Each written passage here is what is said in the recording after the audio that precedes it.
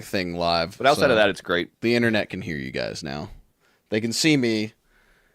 They can hear you too. I'm gonna make this a little bigger since it's a square. All right, we're excellent. Hello. We got giant I'm eating Jake pizza, and then we're face, going to talk about music. Big Brother. Guys, Jake is back, except it's a different Jake. Different Jake. Different What Jakes transition? for different snakes, you know? And I've always said that. Bro, what is going on? I wonder. Hello. I gotta see here if I went back. I think I went back into my phone and I figured out which Jake was you. Because I just had 2 Jakes in my phone. Yeah. Many such cases. Yes, I did add your last name to my contact, so now I know which Hell Jake yeah. is which, and now I can text you and be like, "This is my number," because I think, Yes, because you got a new one, right? yeah, Oh, yeah. Or at my least shit from the one changed, that and I have. can't remember if I had texted you since. I did. I sent you memory video of you with a Spider-Man web blaster from freshman year. Oh my god. Oh Incredible. my god, yes. Oh. I just sent you one big yurt. You? All right, fellas. And I Pizza's got it. gone. Also, Jake, if there's any way for you to turn your input volume up, do it. Yeah. God damn. My God, quiet. Oh my God, no! Where The am I other at Jake now? is in chat. Let's go. Well, now you're really loud, but I can turn you down on my end. Wait, is he loud? Say something again. All right, now I'm down to 80. That's perfect, actually. Beautiful. Either that, or if you want to go to 100, like I don't care. I'll get blown out. I was at 100, and then I got the whoa, too loud. You got it from Kyle. I don't hear nothing. But I'm also I'm like, putting that. no. I'm putting that bitch at Why 90. I had Jake all the way cranked up, and then Paul, I had you turned down like to 40, Wow. and then I just like pulled everything up in OBS. nice. Maybe I gotta turn you down, Kyle. Then I don't know. I can just yell really loud. I'm pretty good at that. Yeah. All right. Well, welcome everybody to the Not Very Radio Show. We're back again, and I'm gonna say month this time. We will not say. Woo! What a We won't champion. say the W word. Paul every week, Every month. Paul said it's a weekly. Weekly yeah, little I keep podcast saying we do it's a here. weekly podcast every time we do this. It is not. You fool. We don't have that You kind of fool. time. We work full-time jobs. now. But yeah, we got our good buddy Jake from college, Jacob. aka Mr. Periphery himself. He's even got the hoodie on. Oh, he came Yeah. prepared. Yeah. And you're currently listening to Jake's Sweet Tunes right now. Which is just so sweet. Thank you. Good old Tiny Things. Uh-oh. I may have went right to the song that my voice is in. As you should. I was like, as soon as I'm you struggling over here. as soon as you like first posted about it, I was like, I need to go to this and immediately see if I'm on it. Like, yeah. I was like, I need to see if there's something on it because I was like, I know he's got probably several just batshit insane clips for me in college because I was a reckless individual with like, I was gonna say you probably couldn't use any of them because you were probably saying something naughty. yeah, that also could have You think I happened. can? The intro to the third song is Seth just saying straight up dickin'. Yeah, that one's incredible. That's true. That Well, I think that is the intro I'm the proudest of. Yeah, hold on, I'm about to turn that shit up because it's about to play. I think. Also, Hayden said, Hell woke. yeah. Paul's been on like a 11-month streak of making Israel jokes every stream. So Yeah, that's true. That's true. Beautiful, beautiful. I am probably under. Yeah. Hold on. if he disappears, we know why. So Hold on. Here we go. Paul disappears, I'm taking all the streams down. It never happened. Don't come for me too. All right, turn that back down. Had to love just that. hear Seth just bam, copping a feel, Feel straight dicking. up dickin'. Yeah. Yeah. God. He says hi, by the way. Good. I miss that guy. Didn't he like shave his goddamn head? Did he? Oh, for a bit, but it's back now. Okay, it's back now. Gotcha. That was like one of the COVID shaves. I have not seen either of the Seths in so long. I actually I think I've seen first Seth we were referring to more recently than any of the other of you two. Because makes sense. I ran into him at a party like my last year of college, and I was so excited. I was hammered. Talking about but I H or was so A? excited. Seth H. Herzogger. Okay, well, yeah, we'll just I drop wasn't sure it. if we were Nobody throwing watches last this names shit. out here. That's I true. was trying to avoid it. I've got some friends that like they had their like board game channel pop off, and they would like to remain mostly anonymous. So I'm just like, in consideration of that, maybe I should just stop name dropping people.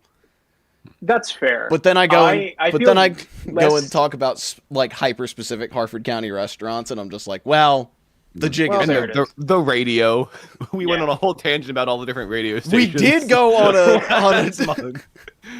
We're like, yeah, 102.7, 98 Yeah, rock. really geolocate yourself with Yeah. shortwave radio. Yeah, listen, they just claim that they live in Detroit, not Detroit, Detroit, the fictional land of Detroit.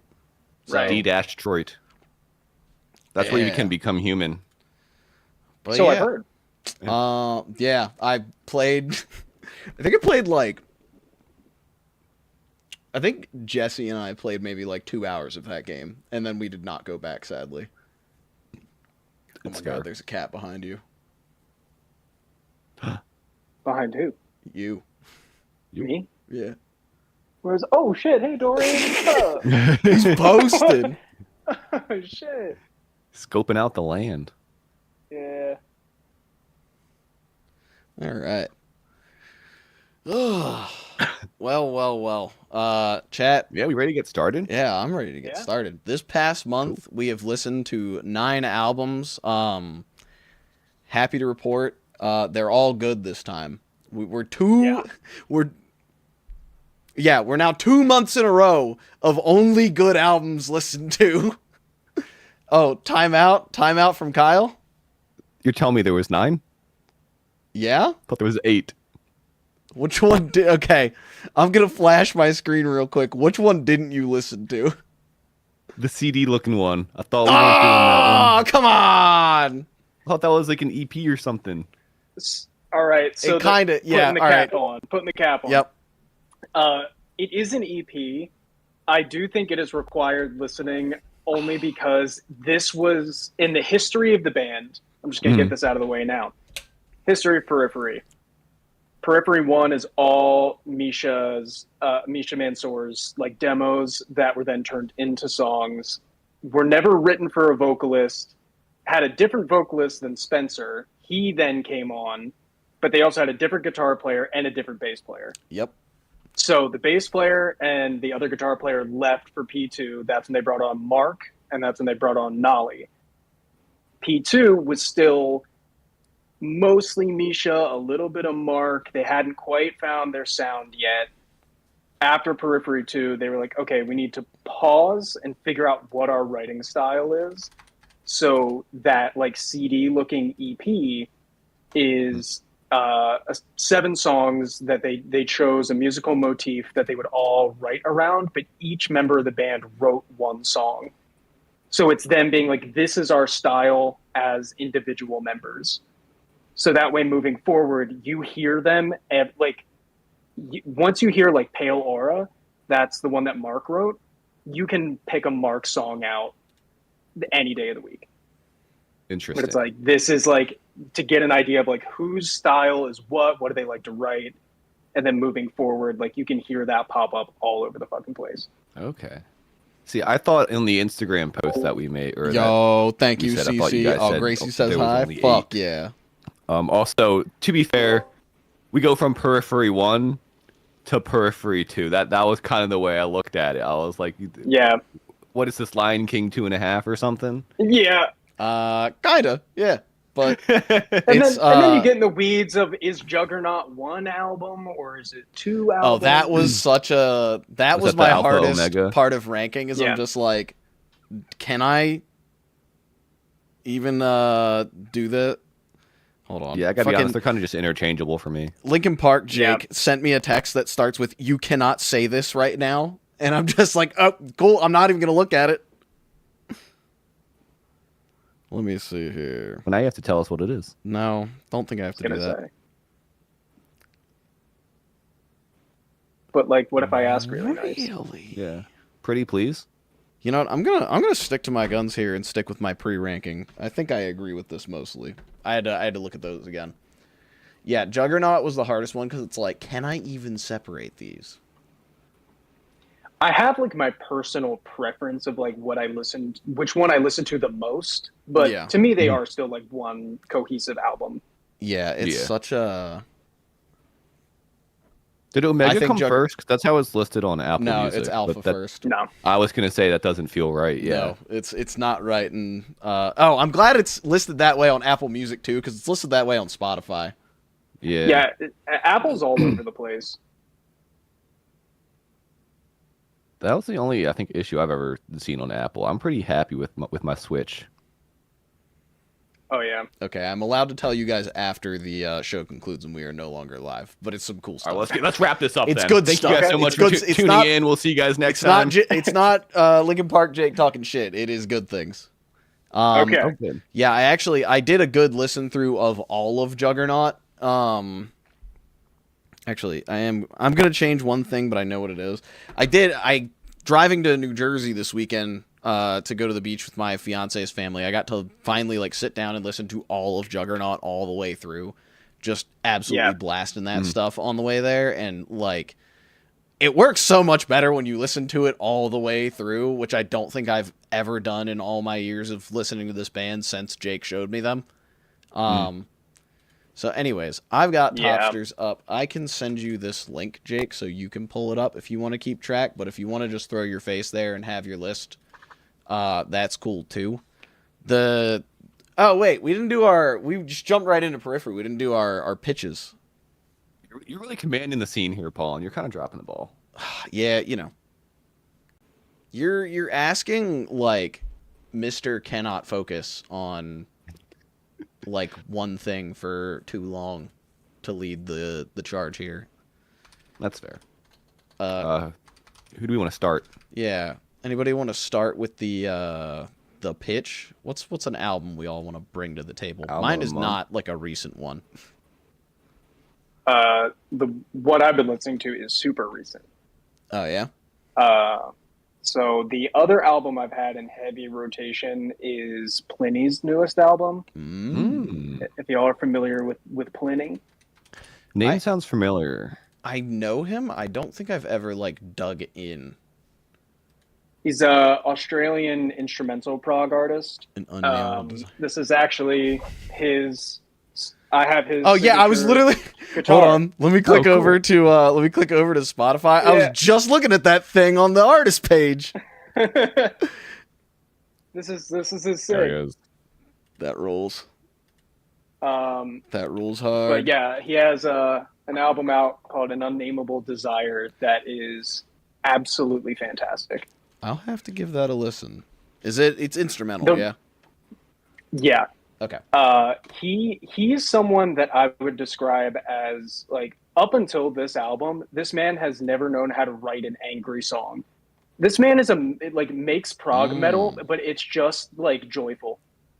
Interesting. I don't know how he does it. Very interesting. His newest album, it has a mood to it, but it's definitely like different, and I think that's why I've been fucking with it so heavy. Excellent.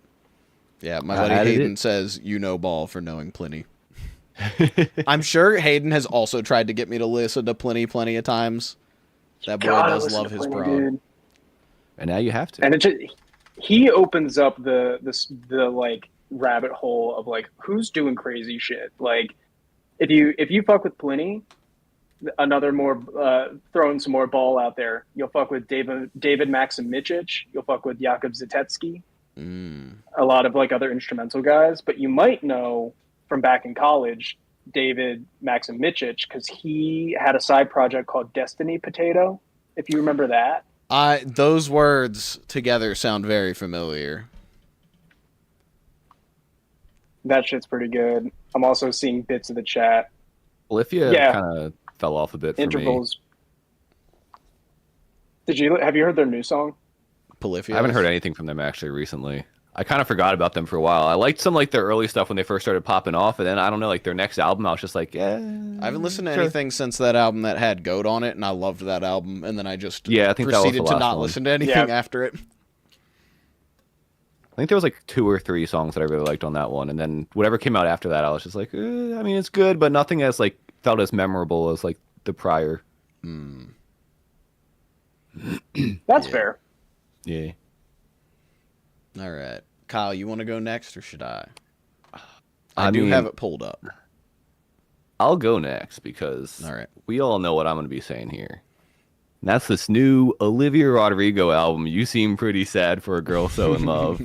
Dude, this album's fantastic. First off, the storytelling in this is great. It's basically a concept album, which is really incredible how it kind of all works out because it wasn't supposed to be. From what I understand, it was supposed to be like mostly like a love album, and then like end of last year, beginning of this year, she got broken up with.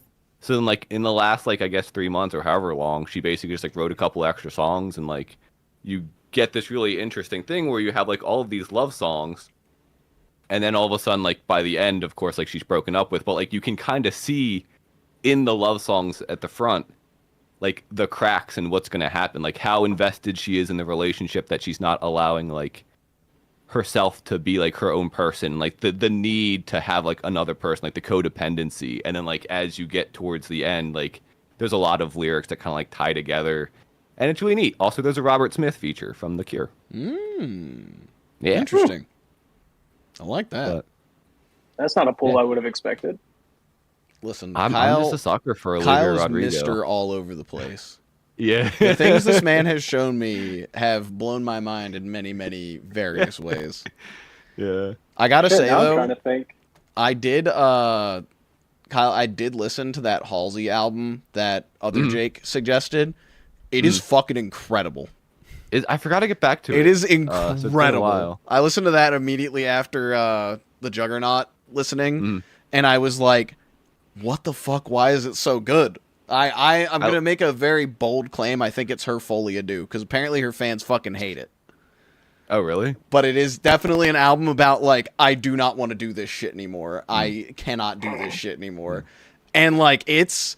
There's some pretty... There's, like, some pretty, like, lyrics that I'm just like, all right, we could have tried a little harder. I've seen a couple of the lyrics, yeah. Yeah, there's some of those that I'm like, we could have tried a little harder, but I don't know. It's very, very raw, and I like it, and I love the different versions of Letter to God, I think it is. They do, like, through the different decades and, like, in the style of those decades that it would be going through. It's really, really good. And then I listened to the one that Trent Reznor produced right after that, and that was also really fantastic, as you would expect. Nice. You know, just Trent Reznor working with somebody who can sing. Yeah. I did listen to the Static Dress record, and I really liked it. My I liked it a lot more than man. I thought I was, yeah. It's so good. I was like, and maybe it's a little bit like not fully on the point, but I was like, this feels like kind of like My Chem-ish, but if My Chem was like harder. Yeah, it Especially floats, some like the vocal influences. it floats between like that and like What If Under Oath was lighter. Yeah. I'm not as familiar with Under Oath, but yeah, I was like, there was a lot of vocal inflections where I was like, this feels like he's going My Chem, and it's great. Yeah, especially on like Hospice, I noticed that a lot. I was like, this just sounds like it could have been a My Chem song. Yeah. But then they also have stuff like what is it, Classic Death Pose? Where it's just like, we're going to scream for 2 minutes straight and just throw every post-hardcore breakdown ever known to man in there. Before we get started on the ranking, do y'all mind if I go feed my dog real quick? You also have to list your... I have to do mine. Hold on, Chad. Hold on. buddy. Yep, I'm getting ahead of myself. This is going to be a long one, isn't it? We already have 9 albums to go through. I'll try to be concise with nerding out. No, take your time. That's why we had have other you Jake here. on. We went on so many tangents. Like I said, we had like a whole probably like 10-minute conversation about radio stations. Yeah. True.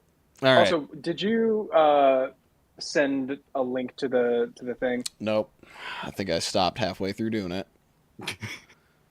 This is why. Oh, Paul's on a roll today. I'm on one is what I'm on.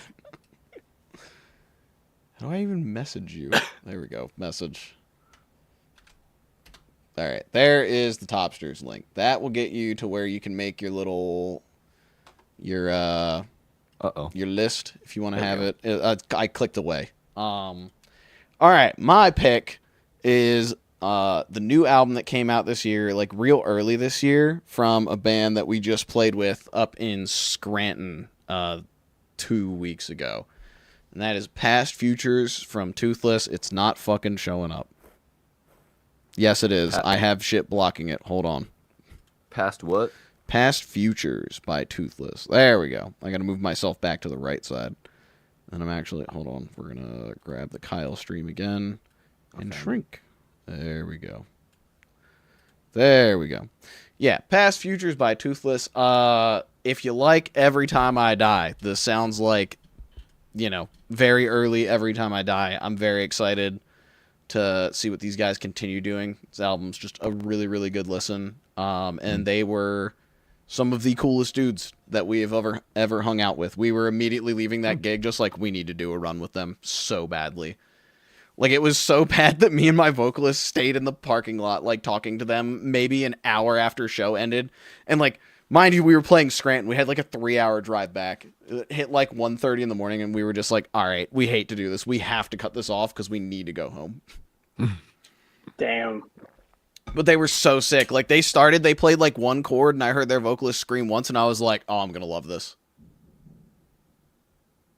Added that to the library. Hell yeah.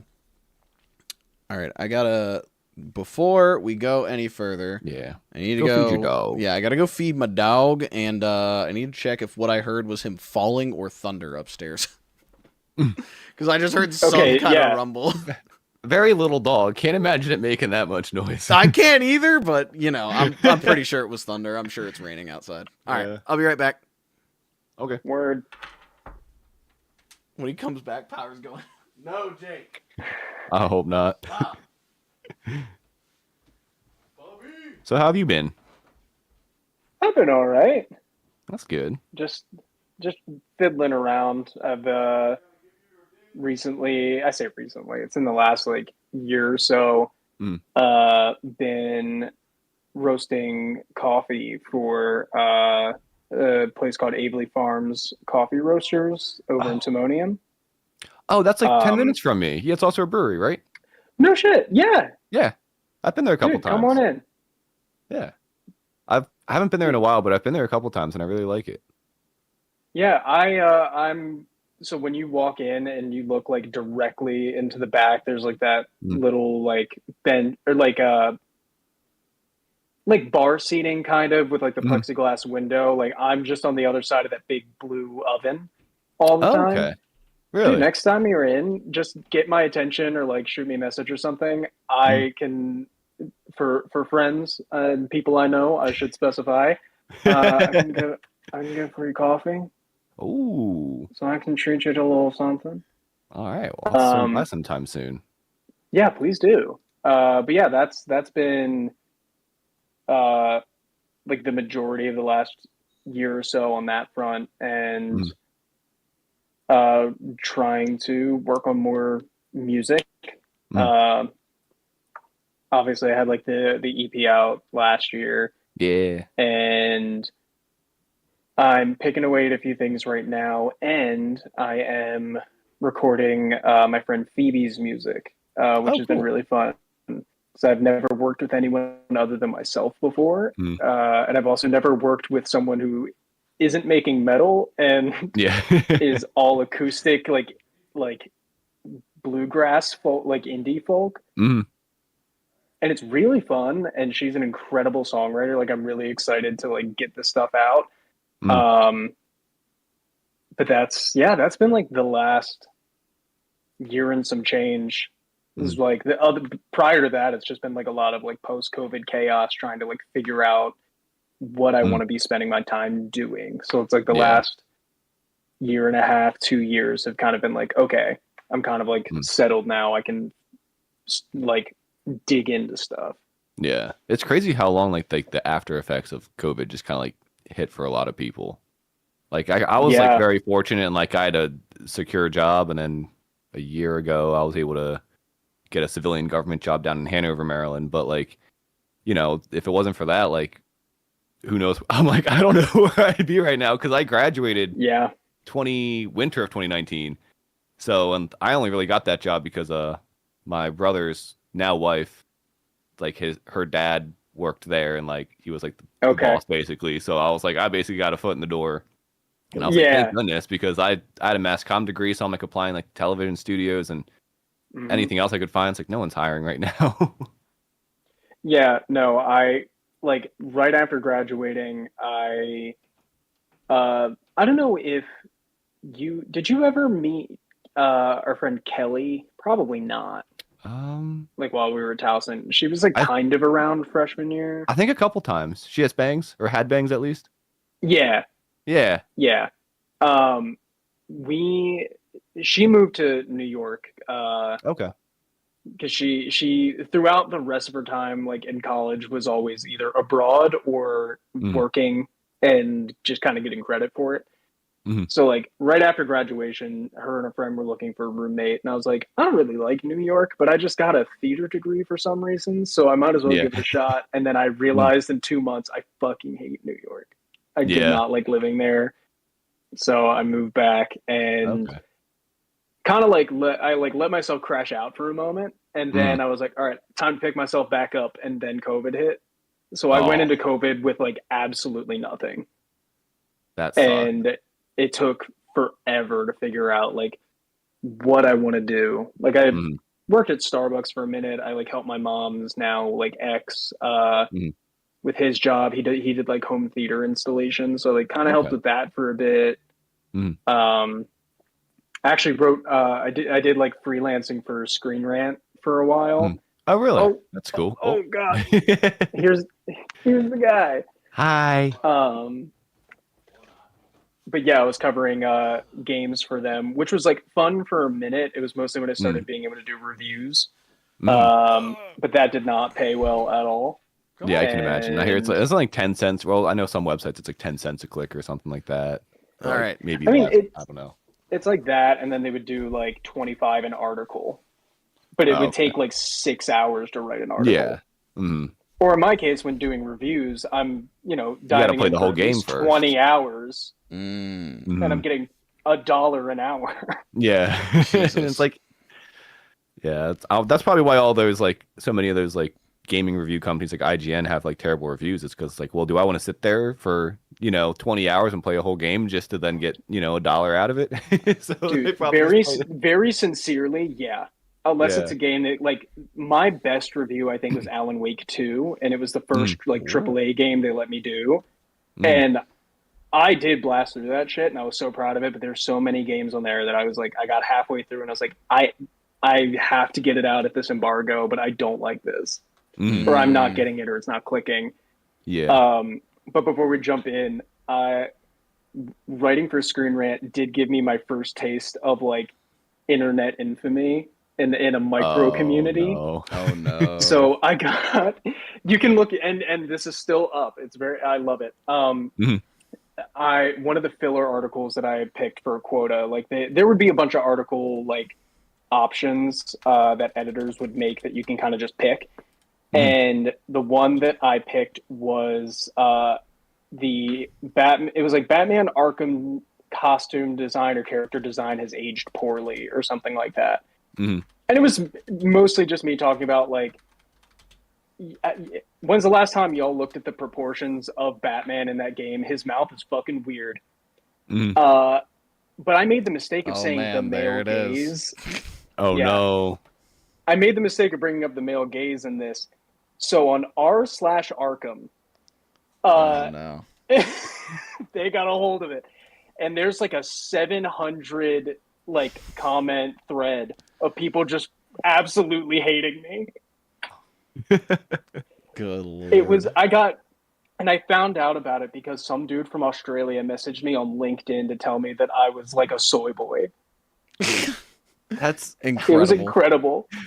I I'd be like, will you're the say one That messaging me on LinkedIn. there was that one rocks. dude in that thread that they were someone was like, who the fuck wrote this article? And some dude came out with a banger response and he said, Some dude named like Jacob Zaranko or whatever, and someone under him was like Jacob Zaranko, more like Jacob Zerwanko. Am I right, fellas? I was Jesus like, damn, Christ, he that's got me, good. dude. That's He good. got That's me. great. Oh, Yeah, I love that. Alan Wake 2 is probably next up. I'm actually trying to finish Control right now because they have that new one coming out, and it's been a game that I've wanted to Yes. play like since it came out and have just not made time to do it. Story wise, it is also very relevant to play that first. Yeah, I had a feeling. I had a feeling with the Yeah. fact that there's like a whole ass Alan Wake like DLC area that I haven't explored at all. That I was like, I probably should play this before playing Alan Wake 2. I really want to play Alan Wake 2. And now Control Resonance Yeah. coming out, so I'm like, fuck, guess I gotta play them all. But I'm loving Control so far. Oh no, I gotta play all the Remedy games. Oh, I'm not no. touching Quantum Break. You can keep that one. That's fine.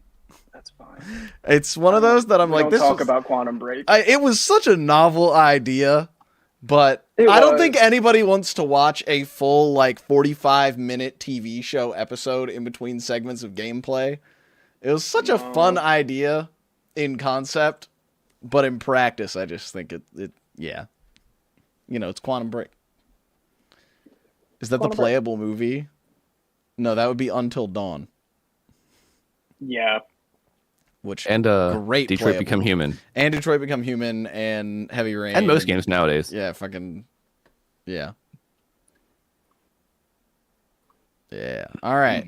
Periphery. So the way we usually do this is Wait, did you ever give us your album, Paul? Yes, you did. Sorry, Yeah, I never mind. did. We're good. Come We're on, good. I did it before I went and fed the boy.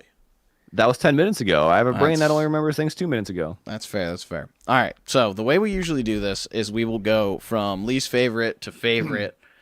Since we have a guest here, we can either do Jake goes first and tells it like it is, and then Kyle and I follow up with our not as knowledgeable picks, or we could do what we usually do where least knowledgeable person gives their opinion first, and then the more knowledgeable people follow.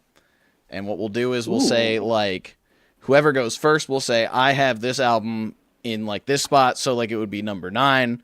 And then we would say where we have that album on our respective list. And I'm going to keep track of all 3 on here. So I'll probably do, like, me, and then smart. Kyle, and then Jake. I've finally thought to do that after all this time, which is why I have 3 of each album queued up. Is there a way to get a little picture of our faces in one of the boxes, too, so you know which one's which? There's probably a way to do that. I didn't figure it out. But anyways, yeah, I'll leave it up to Jake. Do you want to have Kyle give his takes first, or would you like to lead? I kind of want to finish it out. So I'll Okay. say Kyle. Well, if you Kyle go first, I'm then also no. putting my stuff down now to organize my thoughts. Yeah, it's just good to I'm, have a little visual. So I I'm going guess to get in trouble for this one. I guess I'm gonna throw Clear in 8th first, Kyle, since you didn't listen to, or in 9th you first guys can since go you over didn't that listen to it. first.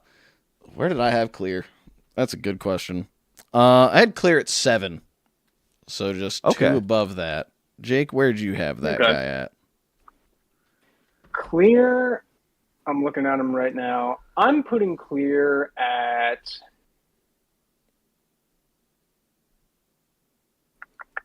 Hold up. What about 1, 2, 3, 4? Okay, wait. We are going to do Alpha and Omega as one, correct? I'm doing them separately. gonna Separate, do them but separately? I've already Yeah. separately, but I'm basically confirming that they're going to be next to each other. And they're Yeah, interchangeable. they are going to be Okay. next to each other. I originally on my pre-ranking had them separated, and that doesn't feel right after my many hours of listening this past month. Okay. The way I'm gonna do just to justify where I'm thinking, I'm doing Juggernaut as one, but I will specify which one I listen to more. Okay. Okay. Yeah, But just I'm put gonna that count one them as above. one. So in that case, I'll have 1, 2, 3, 4, 5, 6, 7. I'll have 8, 1 through 8. Yeah. So we'll just do Juggernaut at the same time with both of them. And we can say which one we like better for the fun of it. Yeah. All right. With that in mind, I'm gonna say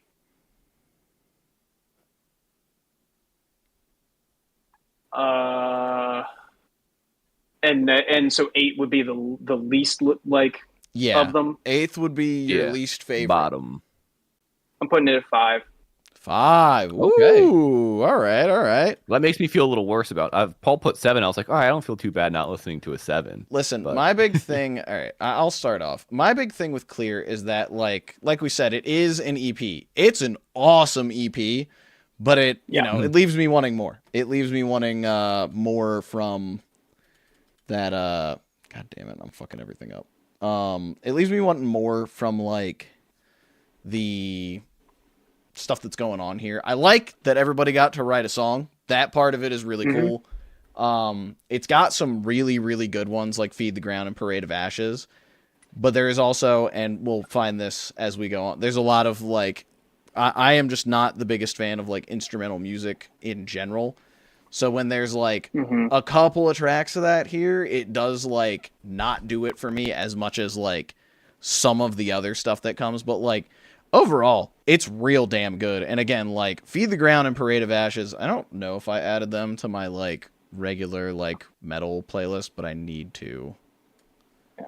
'Cause I those are will two say, forgot. actually, now that I'm looking at this, I'm going to take it to 6. I did make one Ooh, switch, so not a demotion. big one, but I'm going to say Okay. 6 because you're right. I do 0. I don't really care much for, which is Misha's song, but that's okay because the rest of Periphery is Misha's song. Yeah. Um, but the Summer Jam I listen to a lot, and Pale Aura I listen to a lot. But even though those two songs, and especially Summer Jam, probably have like a huge amount of play for me, of all of these, they are the only two that get that much play. Mm. I I have it ranked a little higher because of like what Clear is to the band. That's totally fair. Yeah.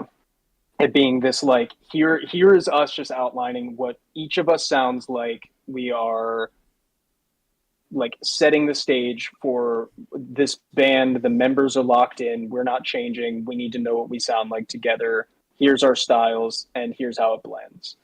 Gotcha. And even something like Pale Aura, that there are things they do in that song that they still reference and call back to in later stuff, include AP3. But I'll nerd out about it later.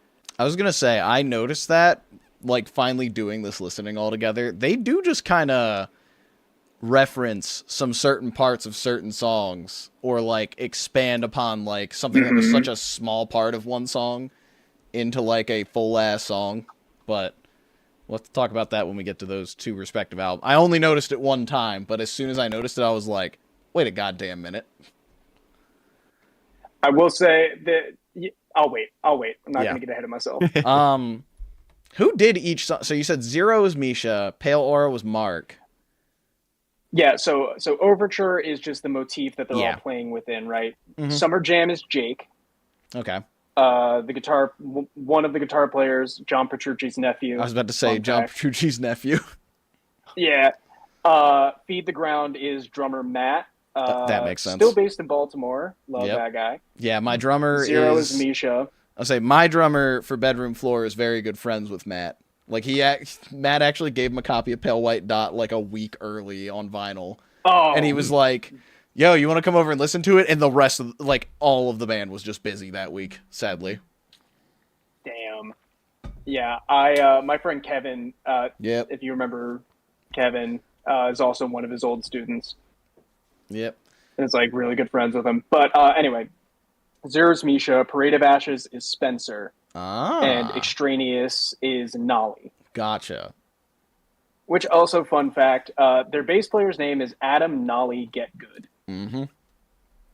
His all that. his legal last name is Getgood. That's not like a joke. That's not. Is it a he changed it to that, or is it he was just born No. Get Good? He was born with that. And he shared, and I only know that because on his Instagram story, he shared a letter that in school he had to write to the king or to the prince or whatever in the same way, like we'd write shit to the president, and they wrote back, and it was addressed to Adam Getgood. Oh my god, that's so good. Man, I love Nolly, that. what a bass player. There's only like one bass player I'd put above him. And that's fair. Yeah. But that man's a fucking monster. Yeah. So yeah, that's who wrote each song. Hell yeah. All right. Well, there's Clear out of the way. Now, Kyle, what's your 8th place Periphery album? Dude, you guys are gonna beat me up. No, we're not. No, we're not. Yeah, you are. I think I'm gonna go with Periphery 1 in 8th place. Nice, nice. Mainly just I think the Hold up. production. Oh, sorry. That's right. We all have to go around now. Yep. I have it in I do dead this every last. time. Oh, yes. Woo. It is also last. All right. Okay. So, Yeah. Jake, do you still not drink? I partake. Hmm. I'm trying things, seeing if there's anything out there I like. I think this was Well, Paul drinks. Yeah. Do we want to do the shot because we have it all in the same place, or since everything's fucked up because of Clear, we won't count it? Yeah, so I think typically this is- whenever we put something in the same spot, we'll take a shot is what we do. I mean, I got a little gingy. All right, This is cool. I got my ale. I don't think I have a shot glass. I think I'll just take a fucking swig out of the hen bottle and fucking call it a day. Of It's course, one day I'll do of like course, a you half got a it on shot. lockdown. All right, yeah, let me go grab it. I also I had a Four Loco this weekend, so I don't want to be drinking a lot. Oh God! Had to celebrate the 4th of Joloco. Somehow I knew this was gonna Fourth happen. of Joloco. Yeah, it was 4th of Joloco. Joloco this weekend. Yeah, me and my friends all got Four Locos. It was awesome. Oh, that's incredible. Yeah, anyways, so I kind of knew this was going to happen. I should have brought it up first. But same thing happened with the other Jake as well, because we did Linkin Park and we all had Living Thing, or what? Not Oh, Living yeah. Things. One More Light in last. Yeah, We're all just like, that shit sucks. yeah. Wasn't Anyways, great. bottoms up, boys. I'm doing a quarter shot here. I'm going to leave the rest of this in there in case I have to do it again, but I'll slam it at the end. It's good to get rid of this. It's good. Yeah, Jake, you've been out of the loop for a while. I love Hennessy. It's fantastic. Okay. However, my friends and family keep buying it for me, and I can't drink it fast enough. So this is one of 3 bottles of this I have in my house. The other 2 are completely unopened. One of them is in a box with a margarita shaker. Hell yeah. So I'm glad that you also end up in the same situation. My mom liked the Blackberry Crown Royal, and I ended up with 2 bottles of it, and it's just kind of sad. I was like, I could have been okay with one. Yeah. But also, because then she has her own. So whenever I'm there, I'm like, I'm not. How often do you think I'm drinking this, Mom? Yeah. The anyways, back to Periphery time. Yeah, That Crown Blackberry, that's like my brother's drink of choice. But I love it with some lemonade. It's great. Kyle, why do you got Periphery 1 in last? So I'm gonna be honest. This was really tough for me. Just this whole experience. And I kind of decided I was already kind of leaning towards this one being last, and I put all the songs, all the albums on shuffle in a playlist, and one of these songs came on when I was driving home from work, and I was just like, yeah, that guitar tone just doesn't. I'm like, it just doesn't sound as good. The production's not as solid. The guitar tones are just kind of a little meh. And that was kind of the big thing for me. Yeah, I definitely echo that, and Mhm. I don't know, I just think it's I don't think it is written as well in the slightest. The Axe Effects 2 not hitting for you. No, it's not. No. It did the job for the time, but yeah, I don't know. It's don't get me wrong. We have Gent's Sweet Child of Mine on this in the form of Icarus Lives. Shout out to my drummer for that one. Holy shit, you're so right. Shout out to Big Austin Wolf for that Fuck. one. But And sweet child of mine. yeah, this is Oh just my the Gent kid walks into Guitar Center. He's ripping Icarus Lives immediately. We got that, and it's a good song. You're insulting me to my face. What? That was me. Oh, I did it too. I'm nerd going in, and yeah. Doug, you showed me Periphery, Holy and not too long after I like went to Guitar Center and immediately started ripping it on a 7-string because I was like, oh, I want to try this out. I want to try the Orange Crush 100 head. That head is Yeah. that head is fine, by the way. It is okay. Great if you don't want to bring like a $2,000 tube amp on tour. But Whatever gets the job done. exactly. Yeah, like I think I mainly remember Race Car because it's so goddamn long. Yeah. I feel like The Walk was really good, but like overall, like its first album, Periphery, it's a little riff salady, and I don't know, it kind of makes me mad that this was the album that every gent band decided to copy because like it only gets better from there. What are you sending me here, Kyle? What is this Twitch collab link? We never crossed streams. I did. Did we? Yeah. I think I have the tab up I still. don't know what I'm doing. Whatever. I don't know what I'm doing. Get your ass in I here. didn't see it. Waiting response. I Awesome. don't know how to. All right, let me close. I'm joining you. Don't do anything. Don't do Okay. anything. Join new session. It just pops into my head.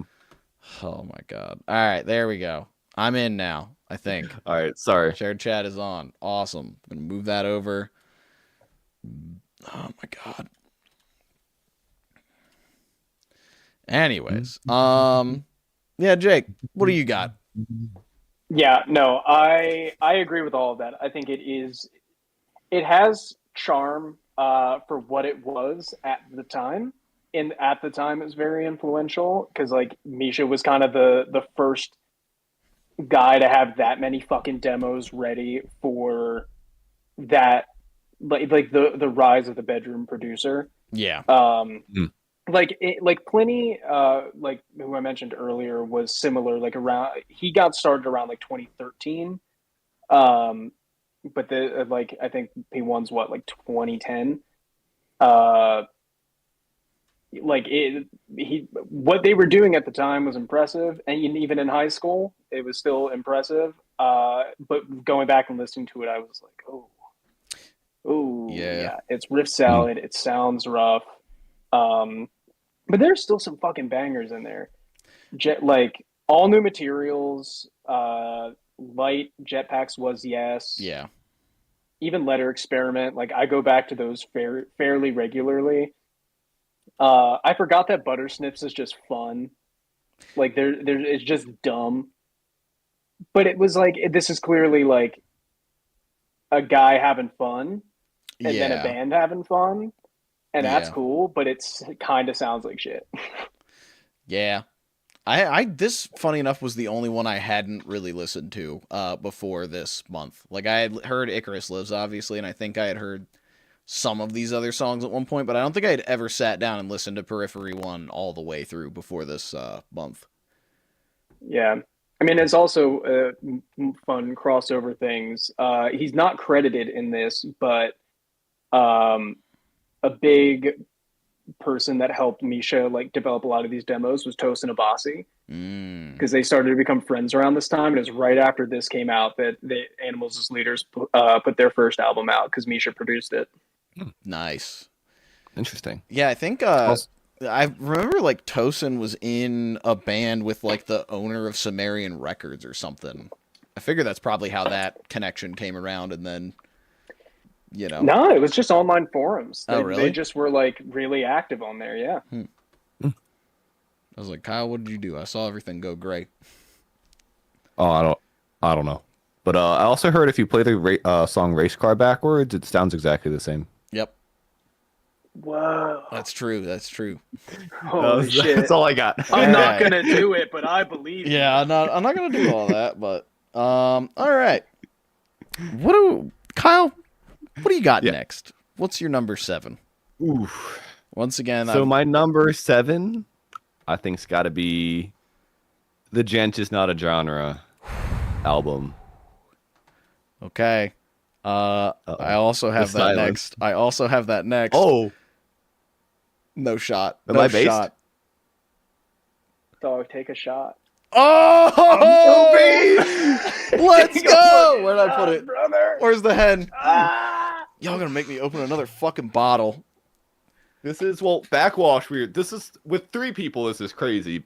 Paul and I had similar with when we did backwash, but Yeah, I remember we were both like, "It is a work night. We cannot do this." And then like half Yeah. of backwash aligned, and we were like, "Thank I think God there's we only didn't do 2 this." albums that we had different. I think. Yeah, I think our top 2 were just swapped, and that was it, if I remember correctly. Hold on, we can find out. I think it was like second and third. I think it was second, third. I don't want to delete it. Because I we wanna both go. liked her most recent album the most. Nope, and then it that's was just Frost between the 2 Children. before That's that. Knuckle Puck. Yeah, you already missed the Knuckle Puck one, Jake. Because we both had only Dust as top. You had the God We is had- watching. I think we had Switch. these 2 swapped, didn't we? Actually, we might have had more swap than I remember. Actually. Maybe. I don't know. Yeah. I should have named all these. But yeah, you missed the Knuckle Puck one. That was fun. You also missed August Burns Red. Which that was a good Kyle, one. would you say this listening was better or worse than August Burns Red? Honestly, worse. Really? Yeah, I haven't really said it yet, but this just didn't. I don't dislike this, but I didn't really get much out of this experience. And I think Ooh. I have a theory about music listeners, and it's basically a spectrum between emotional and intellectual listening. And I'm a very emotional listener when it comes to a lot of music, and I think this is very intellectual. Like if you're a guitar player, such as both of you, and you love really technical like playing, I think you tend to lean more this versus I'm hearing it, I'm like, yeah, it's neat what they're doing, but it doesn't make me feel an emotion. And I think with August Burns Red, even though it all sounded the same, it at least made me feel a bit rough and rowdy. You know, I felt like I could listen to that at the gym and pick things up and put things down. That's fair. That's Yeah. fair. I think I won't fight you on that. yeah, I Yeah. think I kind of straddle the line, but lean more on the emotional side a lot. You heard it's only smiles and didn't sob. We're not there yet. But Come But on also, now. August Burns Red was also fun because it kind of like challenged me to like Yeah, really, challenge you to rank like 7 what's- albums that all sound exactly the same. Yeah, so it's like between each album, what are they maybe trying to do different, and how are they succeeding and or failing? Yeah. Versus here it was like it's different, but it's the same in my, you know. Yeah, Sure. there's some big, Like, it's a there's lot some of the- much bigger swings in different directions on Periphery. But who All knows? right. Maybe if I listened to this before I listened to August Burn Red, I would feel differently. Maybe like I would have been like, oh, I got the similar kind of. Yeah, we should have probably feeling given you from- some gateway bands before all Yeah. screaming Christcore, you know? Yeah. Well, when it comes Yeah. to this, I kind of wish like I could have just sat down with like one album for a month and like dove it because I don't know much about the lyrics That's and very everything, fair. but it gives me vibe of like space rock opera is what I'm assuming every single album's about. I could be wrong. Some of them. I'm gonna jump in. And Yeah, I was hoping you would talk about it Here's- all as we move forward. So I have one of my few gripes with Periphery, Mhm. and it's one that I'm gonna try not to spoil too much moving forward. Is every like album, like their main albums, the like P number subtitle, Mhm. they are they don't always take it as seriously as I'd like them to. Yeah.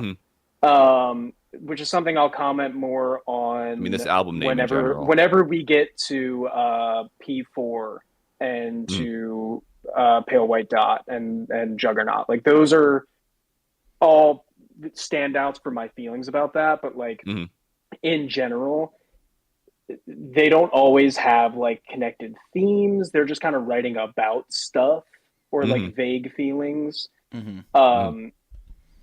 And like this is also coming from like with the exception of the album they just put out, they release making of documentaries every time they put out an album that kind of gives you an insight as to, like what they're thinking of and how they're producing it. And a lot of times it is just like whatever comes to mind. They're just trying to have fun with the music. And if it takes a deeper shape, then cool. If not, that's also fine. So like having that like that need for like they're so big in how they make their music, especially when they're getting very orchestral. And like Misha has a background in arrange, like he's contributed to like Halo anniversary Yep. soundtracks. Halo 2. He wrote a song in Arcane season 2. Mm. Like they can get very epic. So it leaves you thinking that it's deeper. Yeah. And sometimes it just isn't. Yeah. And that does like irk me. But again, I'll talk more about that later. Yeah. But that's so fair. And before getting you guys jumping in on P5, as an emotional listener, like going with that angle, I think you would really like Pliny because he is, with him being instrumental, it's just vibes. Yeah.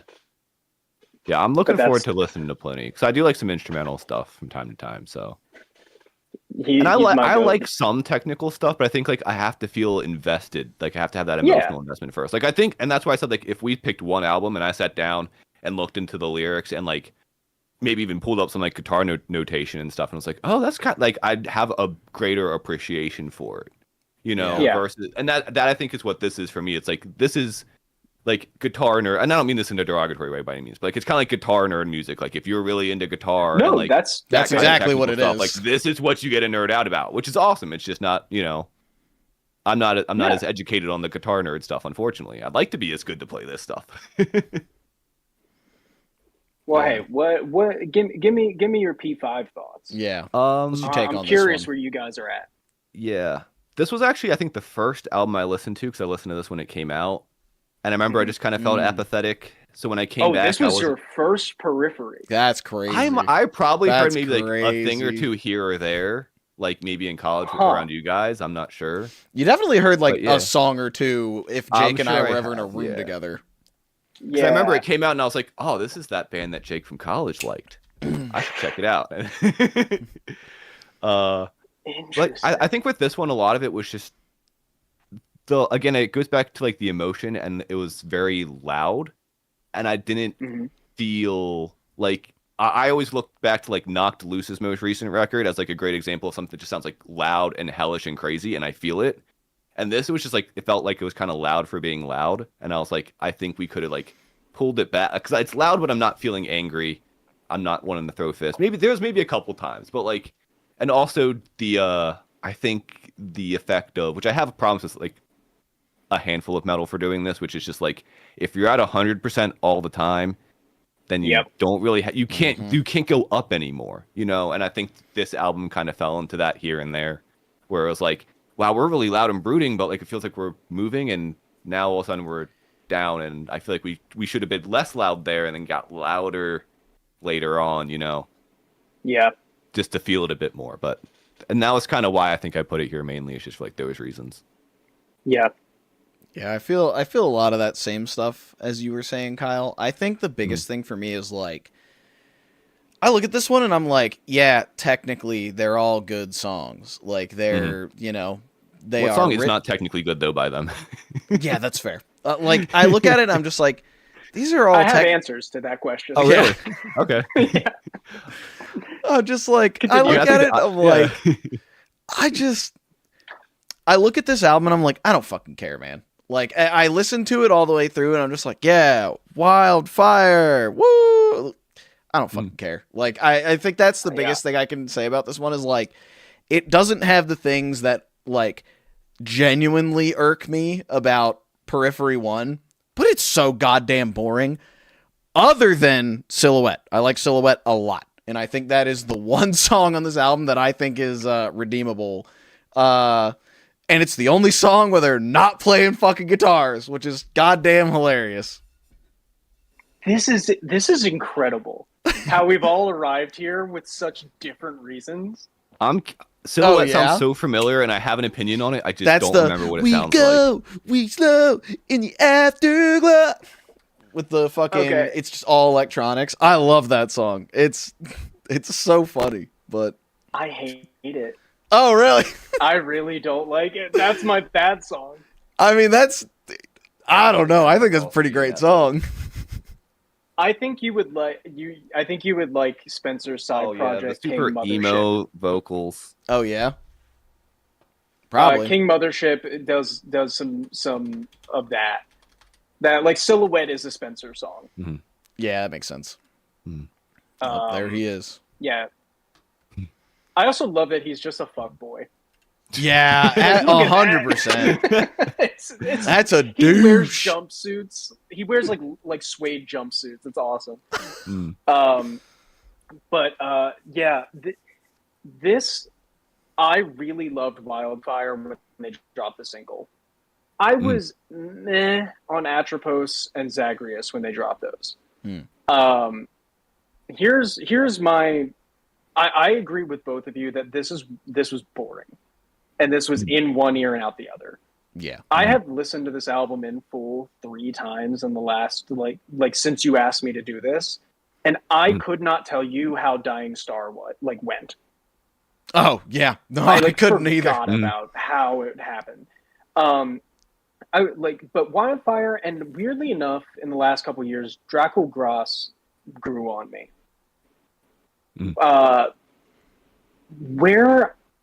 So I went into this album when it first came out with a certain level of expectation that I think set it up for failure for me, and I assume other fans that maybe felt similar to me, which is they dropped Wildfire as their single. And in that song, they are referencing heavily songs from Juggernaut Alpha. So the chorus for Wildfire is just the song The Event. They also pull a groove from Stranger Things at some point in there. Really? Now I'm looking at the lyrics there. They Hello, pull from Bridget. it so heavily and so upfront that I assumed that this album, in combination with the name, would be them referencing their discography. Yeah, like this would be like I don't want to say like the anti-Periphery album, but like kind of like a dice or like a deconstruction and rebuild of Yeah, because Zagreus as well pulls from Four Lights off of Juggernaut Alpha. And a few other songs, and then Wax Wings as a title calls back to Icarus Lives. Yeah. So like I fully expected this to be as self-referential as they try to be, and then it just wasn't there, and I was disappointed. And I think that was an unintended like side effect of the songs they chose to be singles that pulled so much from their discography in a way no other songs really did. Yeah. So then I gave myself space, went back to it on its own merit, having already let that go, and was just like, I don't care about it. Yeah. And I am not the only one. And again, this is things I'll bring up again when it's relevant. Okay. Yeah. Yeah. Because the band has feelings about this album as well. Oh, really? I believe that. Interesting. Well, all right. Kyle? All right. What are we up to? 6? 6. I think I'm putting... I think I'm going to do the Pale Dot next. Their most recent one. You can't keep fucking getting away with this. Oh, no. I also have it at 6. Oh, shit. Where do you have Pale White Dot, Jake? All right, so just throw out a reminder, I have my height set to 8 because I have Alpha and Omega as one album. Yeah, somewhere I assume up here. So for me, with having 8, a Pale White Dot is 7. Or is 2, sorry. Oh, 2. So like up at the top. Up at the top. One from the bottom. One from the top. You know what? I can accept that. I can definitely accept that. As time went on with this album, I grew to love it a lot. There are just, albums that I have other much stronger feelings about. Yeah. That come after that. But Kyle, what do you got on this one? I'm not sure if I got dealt a bad hand, because again, I listened to all these albums, some only once, maybe some twice, and then I put them all on the playlist, and I was still kind of stuck after listening to them all. and I'm not sure if maybe I just got dealt a bad hand, but I felt like the ones that would pop off when I was listening or pop up were a lot of slower ones. I just felt like were kind of boring. Mm. So that I don't know if it was just shuffle cursed me there and maybe played the slower ones, which maybe just be like, eh. Sure. But yeah, I just felt the songs were a bit more lackluster and slower, which again, it was probably just I got dealt a bad shuffle hand there. But yeah, that was mainly it. Again, I'm sorry. I really tried to come up with like some good notes this time Hey, around, but I don't have it's the all good, experience man. to like talk about all the Yeah. riffs. Like I was sitting there, I'm like, what do I have? Like, what interesting thought do I have to say? And I'm like, well, it's technical. Yeah, I it's was like, Dog, all this right, is why well, I'm here. I was yeah. Here gonna to say, I was change like, your perspective. Jake the is here to past talk 2 about the weeks, riffs. I past 2 could weeks, give a I've been like, shit. thank goodness Jake's gonna be there because I'm gonna be the lamest I've ever been. Yeah, Hell yeah. You've activated one of Yeah. my two special interests in prog metal. Awesome. No, What's the I other mean, one? Um, Plenty. Oh, okay. mm, Well, when Uh, Kyle and I get super into him and we spin plenty, you'll be back. yeah. hell yeah, dog. Oh yeah, I forgot to mention there's a wheel. Oh yeah. You told me that Okay. was how you landed here in the first Mhm. place. Yes. Um, Listen, So I No, wasn't gonna do, so- I was gonna do chunk, no Let me- Captain Chunk. that it was That was between the other Periphery and choice. Chunk. honestly, you can't go wrong either way. And literally, I think other Jake was also just like, "Don't do Chunk, man. Yeah. He's joking with you. He's pulling your chain." And I was like, "No."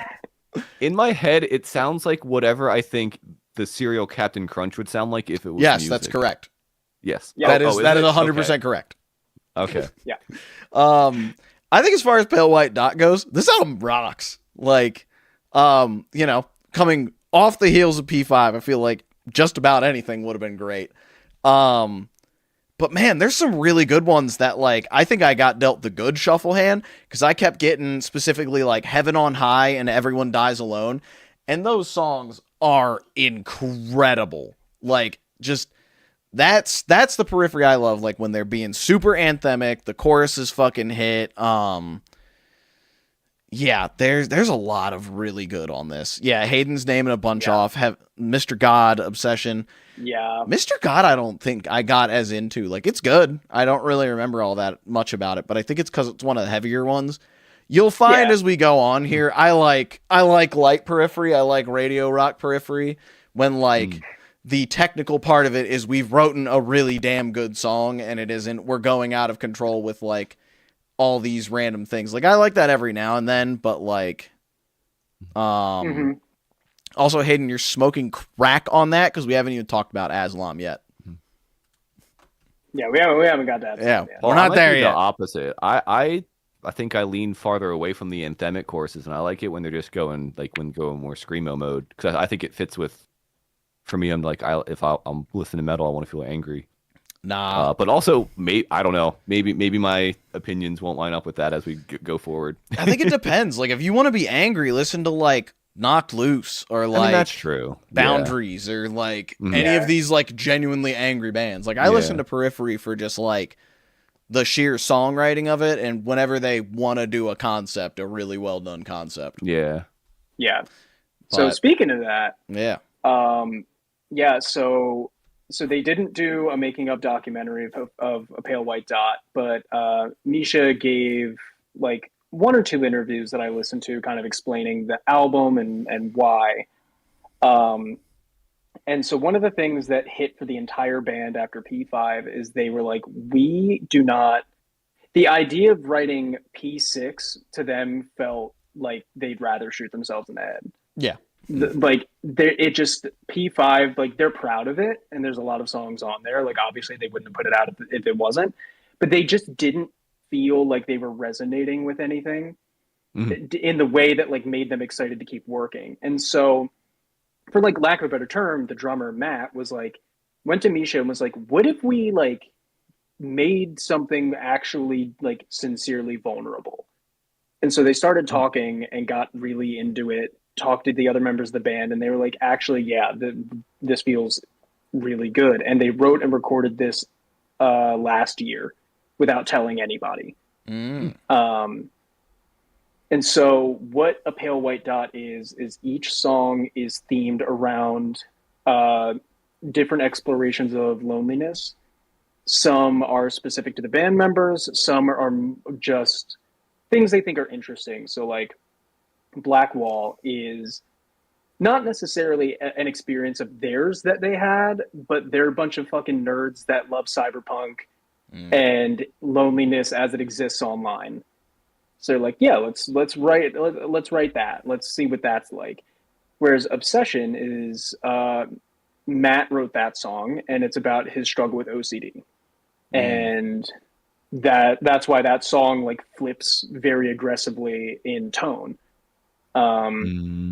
I think like Unlocking and yeah, I think Unlocking was a Spencer song, was like something that was very personal to him. Everyone Dies Alone, I think, was like Spencer wrote a lot of that. Weirdly enough, Matt wrote a lot of the lyrics for this album. So like there's something to this that like as a longtime Periphery fan that is like just shy of genuinely parasocial. It's like it felt really, really refreshing to hear that like there's just a sauce on this that is not on a lot of the stuff that they put out in recent years, just because they actually put themselves into it rather than like, this sounds like a cool song. They like wanted to say something with a pale white dot. Yeah. And like ending it on like Mark's acoustic and them playing together that like unintentionally I think calls back to one of my favorite moments from Periphery 2 in the God oh no, which song is it? Frog and Bullfish. And they all have like the 3-part acoustic harmony. And like not having vocals on it. They just every decision they made with this I loved immensely. And then also I love a big caveman moment and Will Ramos coming in on Yeah. Dog. Come on, dude. I think, is that our first feature on a Periphery album? At least yeah, named, actually. yeah. That's the first named feature they've ever had, because in P2, John Petrucci has a solo at the end of Mile Zero, I think. But yeah, that's the first like named feature, not counting the Icarus EP, but those are just remixes. Yeah. Yeah. I think it's in a Damn, revised. I didn't even notice that. I do have a question. Yes. Yeah. What's the what makes a Periphery number album different than like a not number album like the Juggernaut one and or a Pale White Dot? I think it comes down to kind of like Jake was saying, like the Periphery numbered ones tend to be just like, we got some songs, let's run through them. Whereas like Juggernaut and this definitely had like a very focused thing that they wanted to do. Or at least that's how it feels. Okay. But then again, we'll get there, but I feel like P2 kind of flies in the face of that, because like there's definitely something going on with that one. Non-numbered ones are risks so Disney can later claim they weren't canon. Exactly. Is this a Star Wars reference? This might be a Star Wars reference. That's a Star Wars reference. Also, I did see the comment that said it was in Arise, the John Petrucci solo, and you're right. I also love Jake's just mind blown of they sidechained the cymbals with the vocals. Honestly, sure. Yep. But yeah, that's kind of the main difference is the intent of the songs. And even in P2, they have the trilogy of songs. So like we'll talk more about that later, but like overall, that one is I think the closest to like the whole album's pretty like anti-capitalist, like fuck corporate America type beat. I figured the P ones would have had like something continuing going on, and then the other ones would have been you would think that would be the opposite.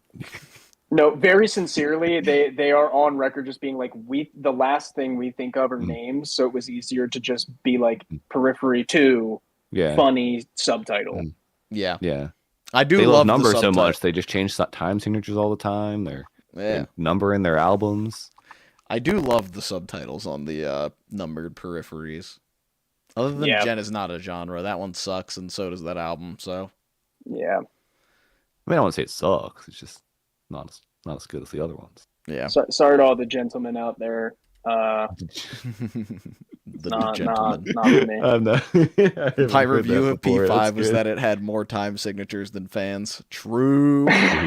Yeah, that's. I mean, you've said that about really Tesseract too, Hayden. So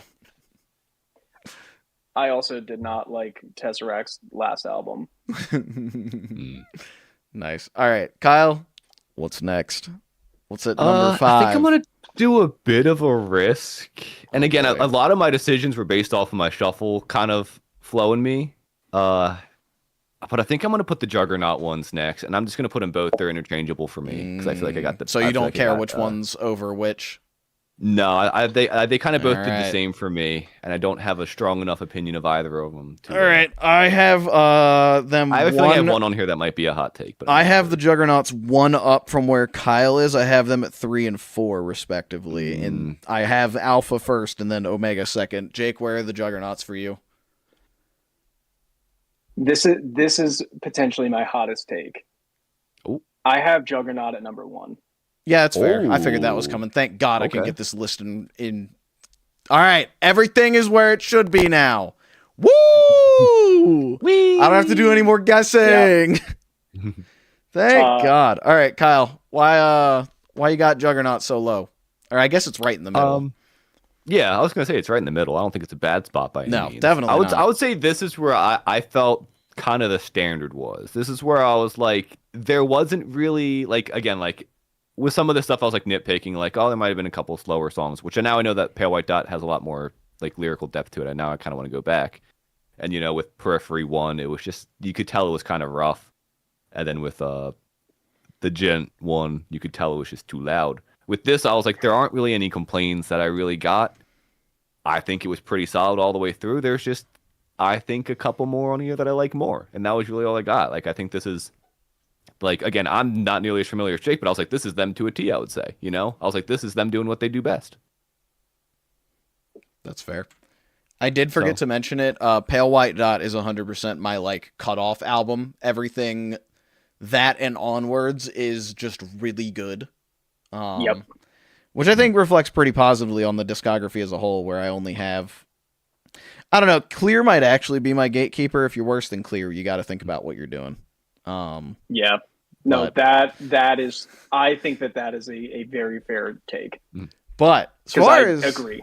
As far as the Juggernauts go, I forgot how many songs I loved on this. Like, I hadn't visited these albums in a very long time, and I know I listened to Omega a lot less than Alpha, but again, my drummer kept like drilling it into my head. He's like, "No, Juggernaut Omega's so good, you need to re-listen to it a bunch." But like, I definitely still like Alpha first, and you'll notice that it has more of the type of songs that I like between like Alpha, like the title track. I think Heavy Heart is the other one that I really love. And it's got a glass bead upon the window. Yeah, that's the one. Song up on the That's radio. the one. Yeah. That's awesome. I mean, just this shit rocks. Like, I love that it has this big concept that goes through. I love that they like reference back and like, they've got a whole fucking reprise that opens the second album. You've got little interlude tracks like The Event. It's just fantastic. It's super well written. Again, I have Alpha above because I feel like that one has tracks that I remember more, whereas Omega just feels like we're just going crazy mode. And like, I definitely like, I see the vision and I like it a lot. Like, the track Omega itself is, I think my only complaint is that doesn't end it. I think that's like my one complaint is I wish Omega was the last track. But then again, Stranger Things is an awesome closer as well. So like, I can't get that mad about it, but like, if it was me, I would have flipped them probably. That's fair. But, I didn't write it. And I definitely could not write it. So what does my opinion matter? Also, I stopped seeing you for some reason. Yeah, I think it's... Okay. Yeah, Kyle shut something down. I don't know what happened. Oh, that was my fault. Yeah, so I was pulling to see if I had any notes on some of this stuff. All right, so number 1, Jake. Do you have one that you want above the other? I go back to Omega more. Nice. All right, flipped it. Yeah, the concept, like again, to me, Periphery is at their best when they have a clear vision for what they're doing. Mm-hmm. So for me, so far, 1 and 2 are both concept albums, different kinds of concept albums, but concept albums.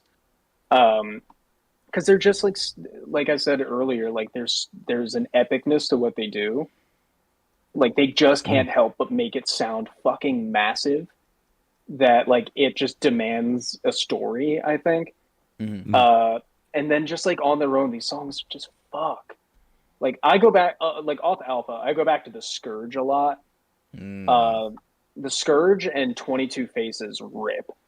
But I love Heavy Heart. That's like my Heavy Heart and Alpha are like my radio songs off of that.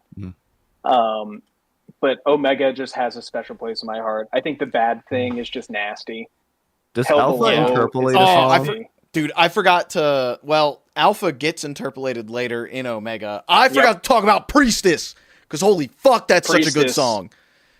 Oh my god, that's such a good song. Priestess is incredible. For me, Juggernaut Omega is a no skip album. If any of these songs ever come on for me, I'm listening to it. That is very fair. It's also very easy to have a no skip album when you only got 7 tracks, but they're all that good. But they're long though, you know. Yeah, that I think I literally said that to you, Jake, when you showed me it. I was like, I think because I was stupid and in college, I was like, well, why would I listen to Omega? There's only 7 tracks, and you're like, dog, one of them's like 12 minutes long. Yeah, and I was like, okay. But I think this is when they like cracked the long song. Yeah. But yeah, like the Omega's callback to Alpha gives me goosebumps every time I listen to it. Mm-hmm. Stranger Things is just so good on its own, and the little music box melody playing and starting the cycle all over again. There's just nothing about Juggernaut that I don't love, and it's to me like Kyle said, this is like them firing on all cylinders, and this is like truly. So Juggernaut was something that Misha had been wanting to do since like the demo days, like before P1. There wasn't like a clear vision because Spencer kind of wrote out a lot of the story, but this was like a dream of his to do, and this came out before P3, like between P2 and P3. So this is like there were still some demos they were pulling from, so it wasn't like the first full everyone's writing from scratch album, but this is the first like all of us are having a say and are locked in. We know how we work together. They figured that out with P2 and Clear, and it shows. Like there's something about Juggernaut that they've never been able to recreate for me. Yeah, like this stands out. Like all the numbered P albums, like there's similarities between the sound and like the feel of it, but this one is like Juggernaut just stands out on its own to me. And it's the first thing that ever got me obsessed with a band. This was when I was like, oh, I'm in this. Hell yeah. Yeah. Cool. So is there like a larger story going through all this? Yeah, it's yeah. So essentially, it's just the story of a cult that tried to essentially birth a form of the Antichrist, and you're following his journey, breaking out of the cult while also dealing with the demons, both literally and figuratively inside him. So all of Alpha is breaking free of the cult while also giving into the desires to kill, to fight, to be like a beast. Once we get into Omega, there's a lot of the reflecting on that. The bad thing being like the PTSD of it. Every time he opens his eyes, he's seeing a grave, he's seeing eyes, he's seeing this, that, or the other. Get So Help with Priestess. Graveless is a, hey, I'm going to kill myself song. Hell Below is a literal descent into hell. Omega, facing your demons, Stranger Things, overcoming them. But the cycle starts over because we all have our demons, dude. But it's that's the story in a nutshell. Okay, Cool. But yeah, going in and like picking apart the lyrics, like Spencer does a phenomenal job, like bringing things back up and Mm. having these lyrics carry forward. And even again, like part of the shit that pisses me off in P5, he references lyrics from Juggernaut in P5 Mm. that don't go nowhere. They're just there, and it's like Yeah. it's cute, but I expect more. Yeah. Once you start doing it, I'm expecting you to like really commit to it. Yeah. But Getting anyway, like a spin-off story or something from it. something. Yeah. But yeah, that's Juggernaut. Cool. All right. Kyle, what's next? What's Number your three? number 3? I think it's gotta be Hail Stan. That's entirely fair. I've got that at number 5. Where you got That's that, what I Jake? figured. Respect. Hail Stan, I have at Mhm. number 4. All right, so right below. P4 for number Cool. 4. Fair enough. I mean, I All right, should have we put it at matched. number 1 for Name Alone, but alas. Also, for me, move clear down 1. Okay. Yeah. All right. Right. Interesting what's going on up here, Kyle, for us too, I must say. Yeah. I think I know what's going to happen here. I don't think I'm you do. genuinely curious. I think Paul might have like put a little earworm in me about what his number 1 was, which might have like subconsciously influenced me. Oh, did I? Or I was just I'm not sure. You might have made like one small comment. Either that or I was just like in a good mood the day I was listening to this one, so I was like, yeah, this one's sticking out to me. But I think I know what your number 1 is. I think it's matching mine. So my number 2 is probably also matching you. But We'll find out soon enough. All right, what do you got on Hail Stan? this one I just felt like was them doing like a more like from what I remember, like a heavier kind of like sound. Like it definitely felt a bit more angrier, and I appreciated that. And that's why like for me, like it was either this go in there or the Juggernaut ones, and I went back and forth. But I was like, I kind of like that this one for me sonically stands out between the next 2 and 1, because I feel like the 2 and 1 that I'm doing next, so Periphery 2, Periphery 3, and Juggernaut, have a somewhat like similar-ish vibe, even though they're different. I feel like they kind of gave me similar feelings, I think. So I was like, I kind of wanted to put Hail Stan there just because I felt like it kind of stood out among them a bit more, just because it felt a bit more angrier and louder. And I appreciated that. That's fair. Yeah. I think. Sorry again. I remember when I first heard this album, I did not care for it. I was like, it's fine. And then my drummer was like, you got to go back and re-listen to it. It's so good. And I was like, okay, Dog, I got to man. hang out with your drummer, dude. Dude, he is incredible. Like, just the dude can do anything. He's like cancer survivor, fucking cracked at drums. But yeah, he's the fucking GOAT. If anything, I am so happy for my time in Bedroom Floor just because I got to meet Austin, Jesse, and Logan, because they're just fucking they're the best. But he was like, you got to go back and listen to P4. It's got so many good songs. And that was when I went back and re-listened, because I think I only really remembered Reptile and Blood Eagle, because like I would try to listen to it and then I have to sit through all nearly 17 minutes of Reptile, and I'm just like, well, here we go. It's a great song. Do not get me wrong. That song rocks. I am just not always in the mood to listen to all 17 minutes of Reptile. It's a long fucking song. It's fair, dog. Blood Eagle's fucking awesome. I love the harmonics that they're doing on that. And it sounds so different from like most of the like the other like, you know, panic chords and like stuff that other bands that I listen to use. Garden in the Bones is awesome. It's Only Smiles is a fantastic track. Like, it's just that I think is like the closest we get to like radio rock Periphery on this one. Oh god, what's he doing back there? Feeding my cat. But yeah, It's Only Smiles is a fantastic like radio rock track. Yeah. And then I got to Crush, and I was like, oh, this is the one. What a fucking song. Like, Yeah. I didn't think I would get new metal Periphery, and I didn't think I would get it in like 2019, but Turned out I had to And go then back. you get it again in 2026 Yeah. with Blackwall. I gotta re-listen to Blackwall because I don't remember that one Blackwall as is much. just Crush, and I love Crush, and I love Blackwall. Yeah. Crush is just fantastic, man. And then like, yeah, it's a fantastic album overall. I feel like it flows very, very well. There's like not much to say other than it's just real darn good. Like, Yeah. I think that's all I can really say about it. What do you got, Jake? No, I'm right there with you. Again, like Blood Eagle, when they dropped that single, I was like, this fucks.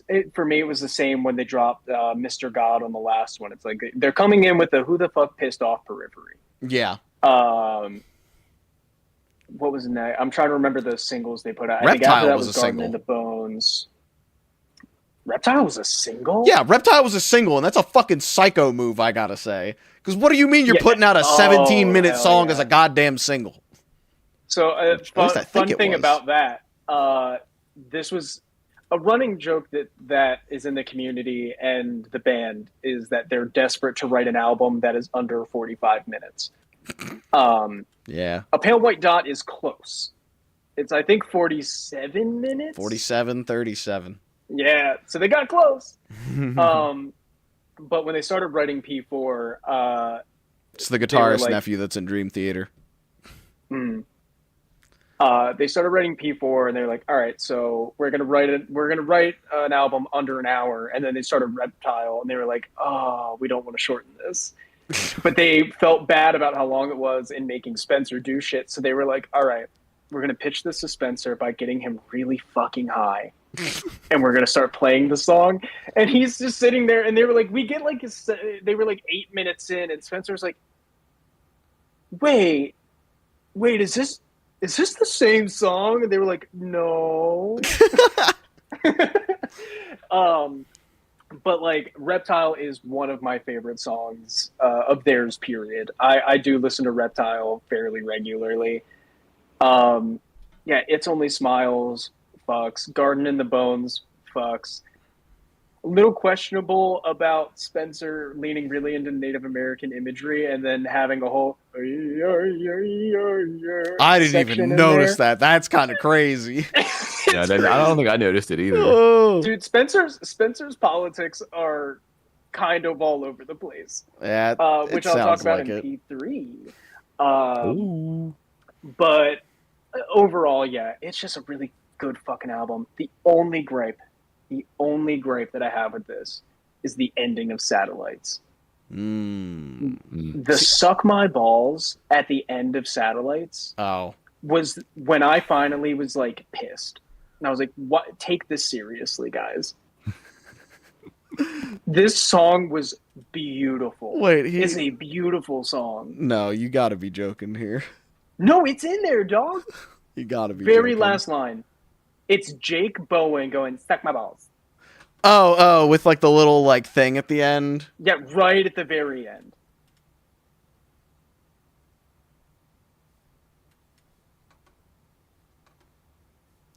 Like, guys, come on. Come on, guys. I don't know. That's pretty good. It's like, it is good. That's a but I'm straight like, South this was- Park I was gonna bit. say, get ready to hear that in No Business. Next No It's Business just such a album, like. Paul's be doing the It same is thing. just such No, a I take it huge, seriously. emotionally powerful song, and that's how you end it. That was the first time that I was like, just for once, what if we tried? That is So such just, a like, that's such take a like a seriously. South Park bit right there. It literally is. I think it is. God. But yeah, I agree. It's just a good fucking album, man. Hell yeah. Yeah. I've drank too much water. Can I call a potty break before we get to top 2? Yes, please. Sure. All right, let's go. Woo!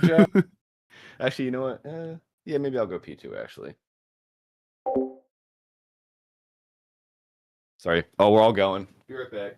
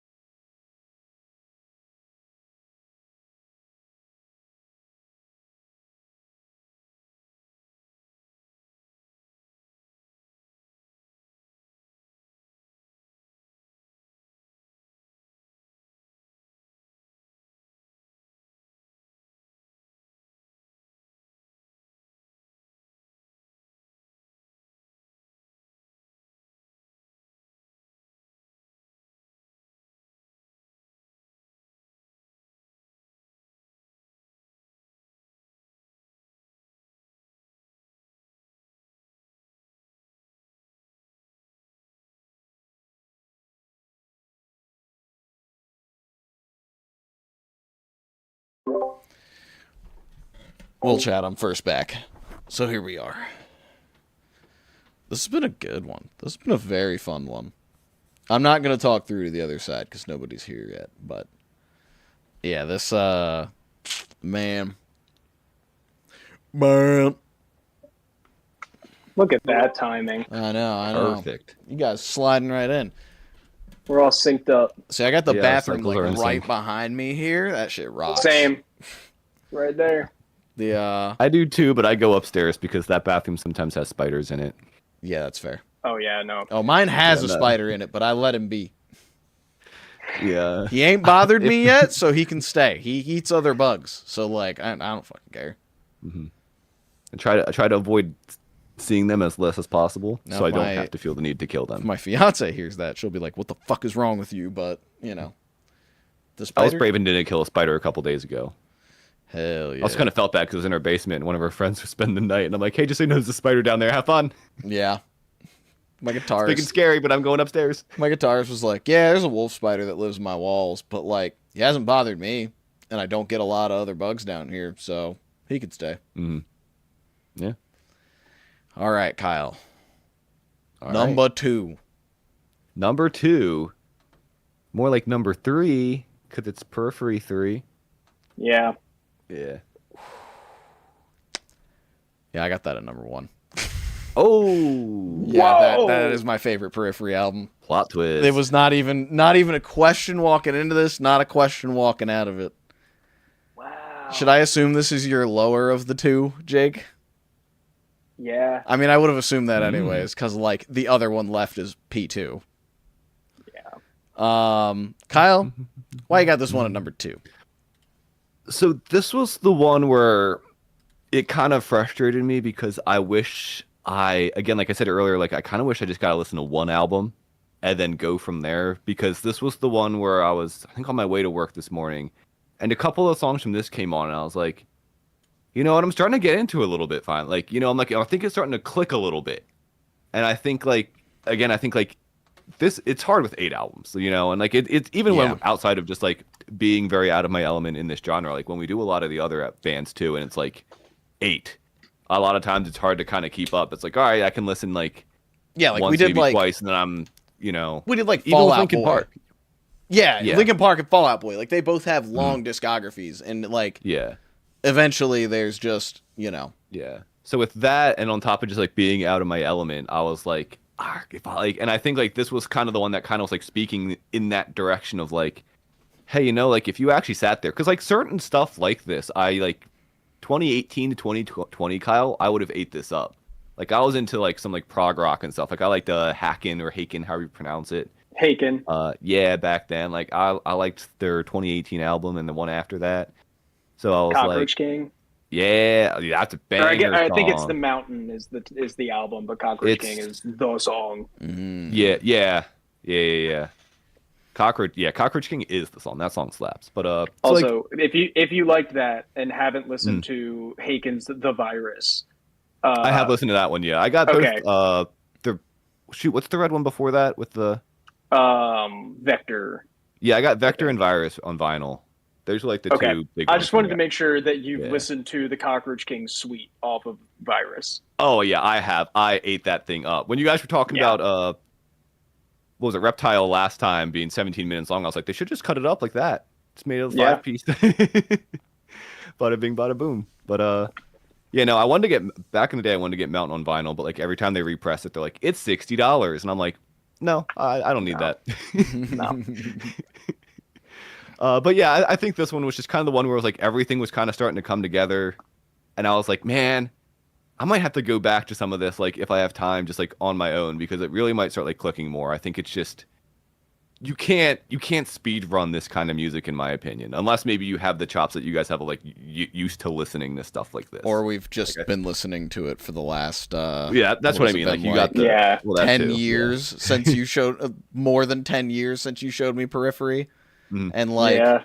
everything before P3 was out at that point, so then I was just there for the release of the rest of them. hmm Yeah, admittedly Yeah, and that's I wish. oh, okay, Kyle's still going. Oh. Never mind. I was just gonna say, I wish I could have like wrote the names down of the songs that I was listening to in the car, but you know, I can't write and drive. But yeah, whichever ones they were, I was really kind of like, yeah, these ones are. Again, and again, maybe having more experience, they would switch. But I was like, yeah, I think I'm just like felt similarly to what was going on in Juggernaut, but I think I was just enjoying the ones on here better. Where I was like, it's very technical, production's pretty solid, pretty nice, and yeah. And also, I like the name. Select difficulty's a good one. Yeah. Yeah. I love this one. This is what I love about Periphery. I love Radio Rock Periphery. I know that is absolutely not why most people listen to the band. But God, I love just when they write straightforward rock songs, they're just really fucking good. And even some of these straightforward rock songs are not that straightforward when you really dig into them. Like I think Loon's in like 7/4 or something, isn't it? 7/8. Something. It's in something like that, but it doesn't fucking feel like it. And that is like that's what I love is when, you know, you're doing all these technical like, okay, shut the fuck up, Jake. I know you're about to get okay, it's 7/8. Okay. I thought he was about to be like I thought he was about to be like actually it's 2 bars of 4/4 and then it's a bar of 3/4 and then it's a bar of 2/1. Yeah, okay. Yeah.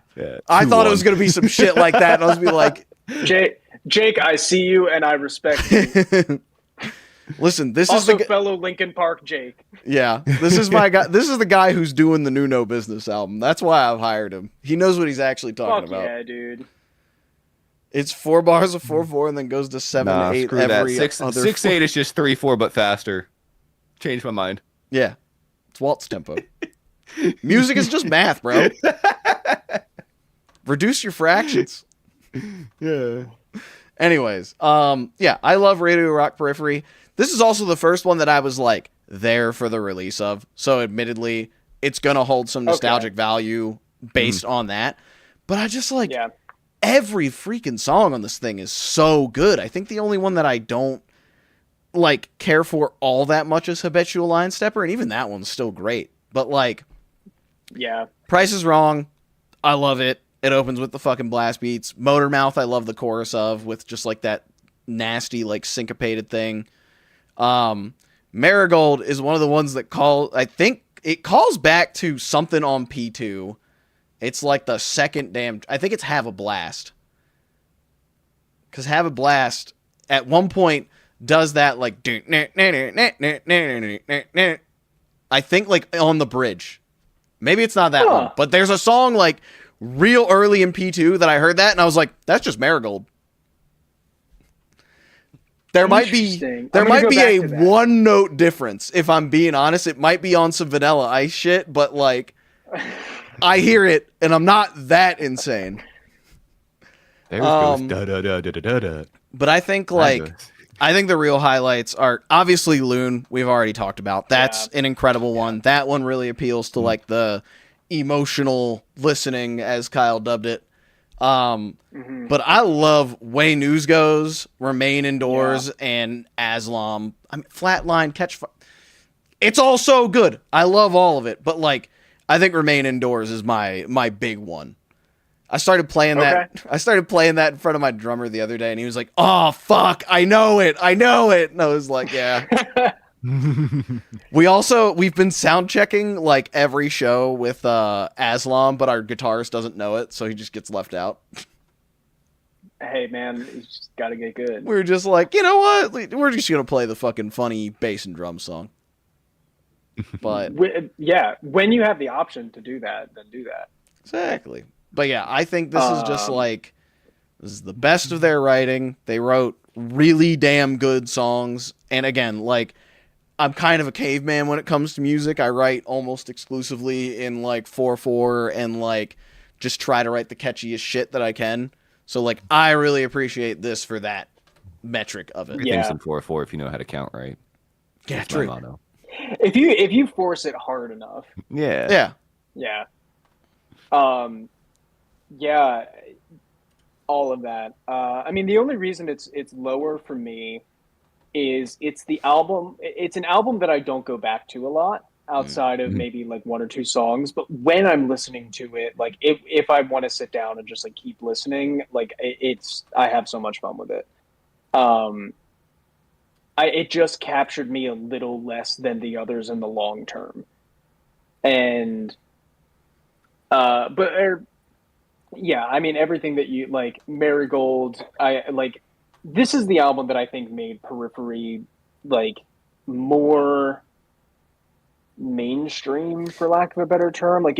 This is the album that got the most eyes on them. Yeah, I This was feel also like the first this was time the they one were that made nominated for a them. This was the Grammy. one that made them a household name. Like, I Yeah. feel like before that, it was like obviously we're all in Maryland. That's where the band's from, and like any of like the prog metal fans would have known who they are. I think with this one, it was very easy for anybody who was just like a metalcore or like rock fan to get into them. Like myself. Like again, I had listened to some of it and like enjoyed it a lot when you had showed it to me, but like this really connected with me, who was much more into just like general metalcore and like rock and like that kind of stuff. Yeah, to me, Periphery 3, to like give comparisons, is like their Sempiternal. Yeah. Or it's their no, I think that's probably the better I think that is comparison. definitely the best way you could have put it. It is very much their Sempiternal. Like this is the turning point of like we have made the most accessible thing that this band can possibly make. It has skyrocketed their like levels of popularity. Like it, yeah. And for the most part, like outside of a handful of songs, at least as far as I'm aware, like Absalom, this is the first time that they all were like, we're going to start from scratch. I think Absalom is one of the few demos that Misha made back in fucking God knows when. Yeah. That Spencer went back to and was just like, oh, I feel inspired by this, and like wrote a melody to it, and they all loved it. But this is like the first time that they all were like, we're kind of starting from scratch or pulling from our own little like riffs or grooves, and this is like what this iteration of Periphery sounds like in its purest form, which is why I think for a lot of people and a lot of Periphery fans, Periphery 3 does kind of feel like that. Yeah, Marigold, The Way the News Goes, Loon, all absolute bangers. Absalom's a banger. I also love Prayer Position. I think that song goes fucking hard as hell. Yeah, that one's really good. The Price is Wrong was the first time they were ever nominated for a Grammy. Oh, really? They didn't win. And also, I remember when that came out, I went, why that song? Yeah, that's fair. I feel like you could have picked... Of all of these, why that one? Yeah, like, I get it was the lead single, but like, I feel like there's way more songs on this album. Right after. They probably just spun a wheel. I don't trust the Grammys to actually have listened to the albums. They probably just said, well, this is one of those metal bands. Spin That's wheel, fair. Hold on. Again, gotta do some Googling. Similarly to that, and this is another band to throw on the list if you haven't already, and if you get there, bring me back, please, is Spirit Box. Oh, what a band. They gotta a song. They got to get 4 albums out first, and then we can talk about Spirit Box. So we'll be talking about them in like 2035 at this rate. Yeah. Lucky for Paul. Yeah, because it's 3 albums in an EP. I would count the Jade, whatever that was, as an album. Yeah. If you count it as an album, they have 4 albums. Do they? Yeah, they have the Mara Effect, which was their first album that came out before Eternal Blue. Oh, I did not know there was anything before Eternal Blue. I'm going to be so honest. Yep. Because Holy Roller put them on the map, and then Eternal Blue came after that, and is a perfect album. Yeah, August Burns Red's 2 Grammy Award nominations, if we're to believe the Google AI, that automatically gets fucking added to every Google search. Here, I'm just going to go to their website. Yeah, so they got Best Metal Performance for Invisible Enemy off of Phantom Anthem, which I could agree with that one. And then Identity off of that one. But, Jake Blessed Be is unmatched. You are correct.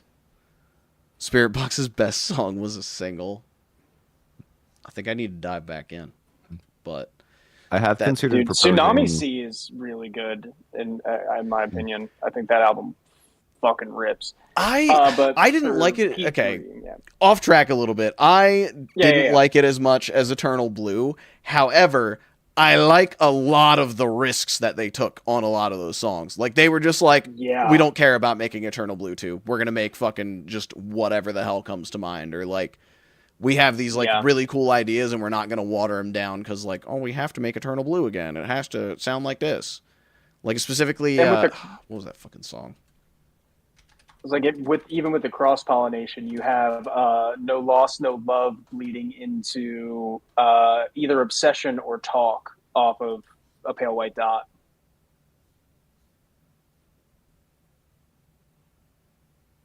Oh, like Periphery singles? Yeah, it's that break beat that's kind of in the background and Courtney's doing the like spoken word bit. Yes, that's the one. One of those. That's the track. Yeah, that song is my favorite song off of this, followed by Black Rainbow. But that little breakbeat bit, I forget which song in A Pale White Dot, but they pull that into one of their songs. Yeah. Yeah, if we ever do Spirit Box, we'll have to do a double guest episode because I gotta have Hayden on for that too. I mean, if you want to break the 4-album rule, I'll gladly put Black Midi on my wheel too. So they got maybe 3 we albums. do 1 week where we really break the rule and we just break it to do 2. Yeah, or if there's if anybody in Spirit Box has like a side project or something. We could do all of I Wrestled a Bear Once. Yeah, I was about to say I Wrestled a Bear Once. The old band of the vocalist and the guitarist, and maybe more members. I don't actually remember. we could always collab that. It's just the vocalist and guitarist. I thought about asking you that, Paul, for Black Midi because 2 of the 3 members went out and wrote their own solo projects. So you saw them live, dog? That's crazy. How much Iwabo is there? 1, Iwabo. 2, 3, 4. Okay, there's 4. There's more than there's okay. 4 we for could do Iwabo. So we could do Iwabo and Spirit Box. and then the 2 Spirit Box albums. I mean, we could do that. We'll talk about that later. Jake, P3 thoughts. Or you can just throw it on the wheel, and if Yeah.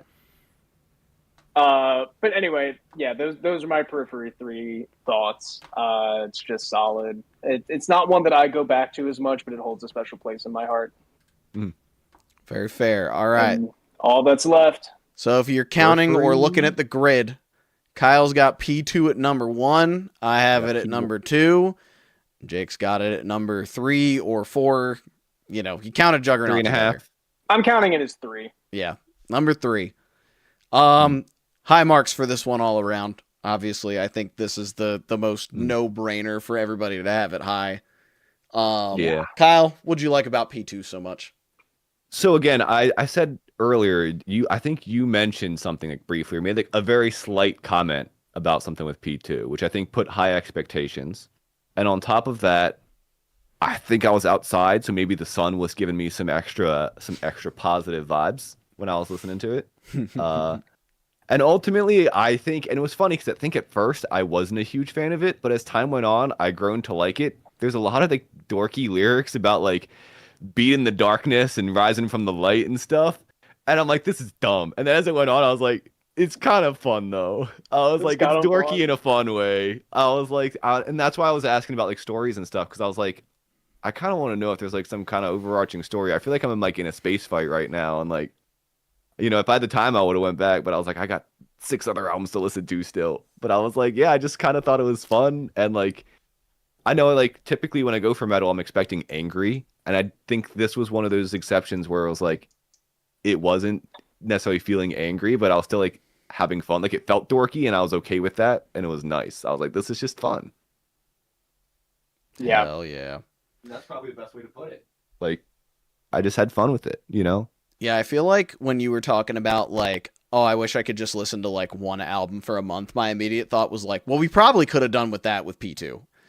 Yeah, well, I feel like we could have done that with we could have either done that with P2 or Juggernaut, and I think we would have been fine. Mm-hmm. I think as much as I love P3, it is exactly what it is at face value. There's not a lot of digging to do there. It's a collection. It's a bit shorter really good too, songs. if I remember correctly. Yeah, because P2 was the one that made me think it, because I was like, it sounds like something's going on here. Well, And when this would be they something I'd be willing to sit in and dive into more. well when they repeat the same lyrics in like half the songs, Yeah. and like On have the rise from the shadow of the death. somewhere in time. Yeah, sing it, ball. Yeah. Man, I think this is the album I think of when I think of Periphery. It's a number 2 because I like P3 better. I think that is literally the only thing I have to say is just like I like it better. Sue me. The trio, as you alluded to earlier, Jake, of Muramasa, Ragnarok, and Masamune, just absolute peak. I feel like at some point I gotta like just put those 3 in a playlist and listen to them all back to back. Yes. But I mean, just like it was very cool going through this one again because I think this is one I have not listened to in a while. Like this was probably the one I listened to consistently the most when you lent me all of your Periphery CDs freshman year of college. What's the CD, Paul? CDs nuts. Fuck. I Got him.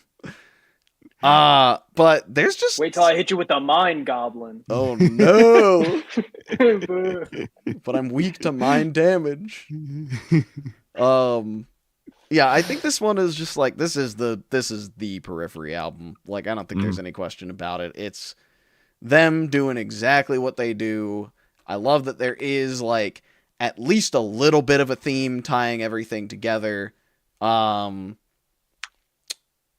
it's got Scarlet on it. Like I think I don't think we really need to talk about that one all that much. That I feel like was the first like radio rock Periphery song that ever came out. And it's so exceptional. It is so exceptional. Yeah, it's fantastic. I don't really have much else to say. Like obviously like I could list off songs all the time on here, but like Make Total Destroy is awesome. I wish I would have gotten to hear more of this the one time I saw them live, but I also saw them right after P3 came out. And I don't remember which of these two they didn't play. It might have been both. But they either didn't do Ragnarok or they didn't do Make Total Destroy, and I don't remember which, but I was mad. Let me see if I can find that set list. Ragnarok. Probably not Ragnarok. Jumping in on what Jake's bringing up in there, Periphery 2 is a weird album that I think for fans is like, yeah, that's Periphery. And it's just so iconic. But god damn it, they didn't have the worst time making that album. And Misha hates Taylor Larson, dude. Yeah. Taylor Larson was the mix engineer and the producer for that, and by that I mean he was supposed to be, and then it ended up being them fighting him all the time, and it was Nolly learning how to do everything because they were so annoyed at Taylor. Yeah. It was not a fun process for them, and Misha's been a lot more like transparent about that in recent years. Well, they're not on Sumerian anymore, so he doesn't have to be on untransparent.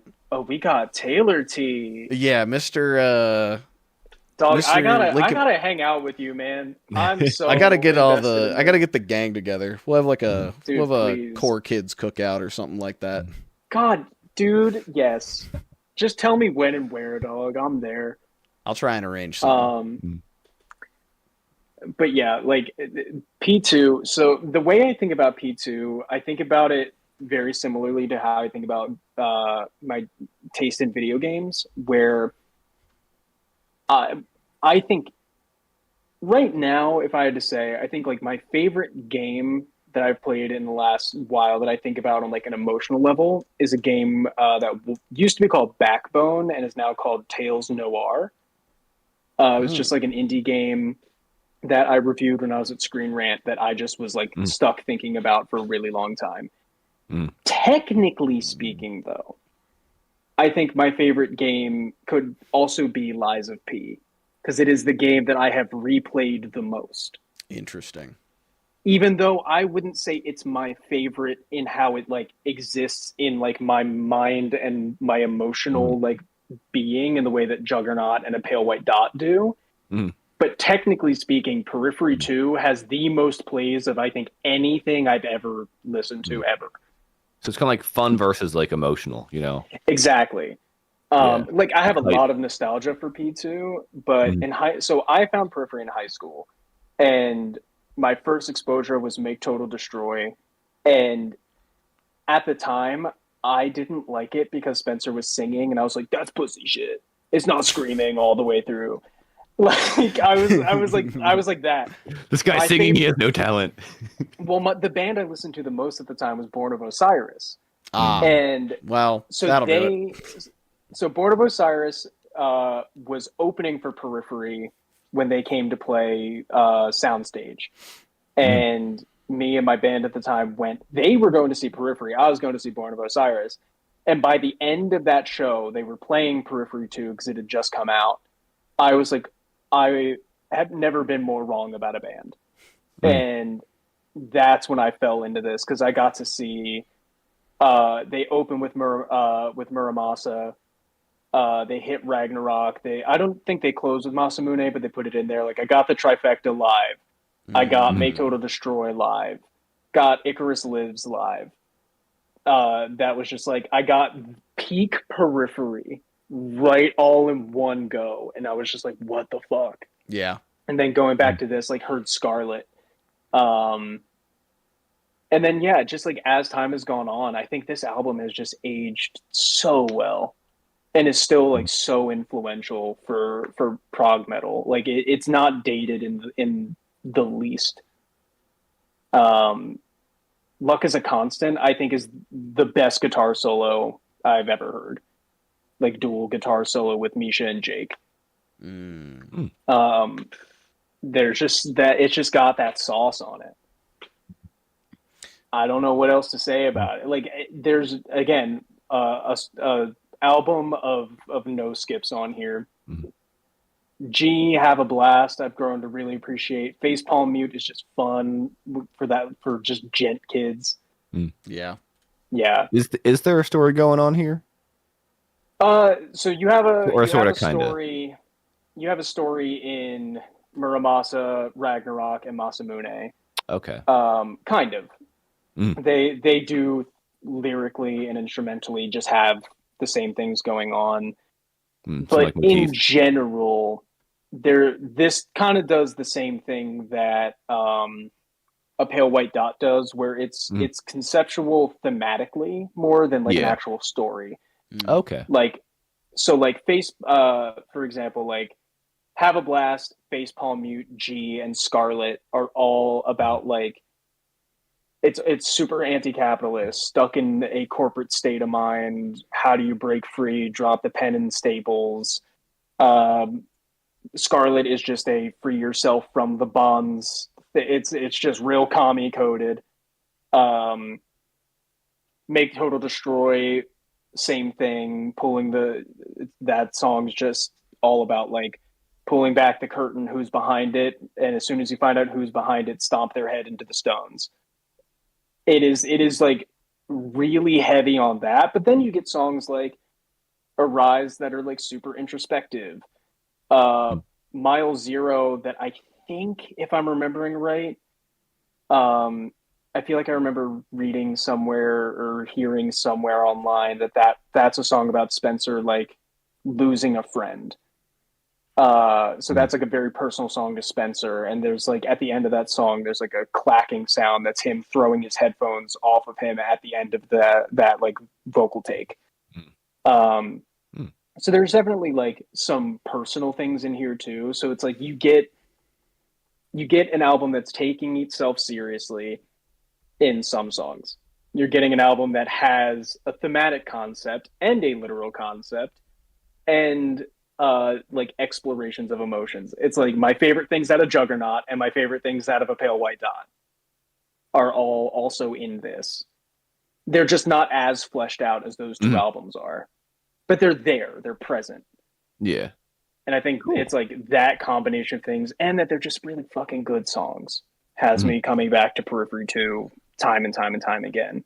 Mm. Um, but the only reason, like I said, that I keep it at uh, number 3 and that I don't think it would ever be lower than that is Juggernaut just feels very unique and holds a very special place in my heart, that in a way Mm, that I think about a lot. And a Pale White Dot, there's some recency bias. I think a Pale White Dot and Periphery 2 have the potential to kind of switch for me over time.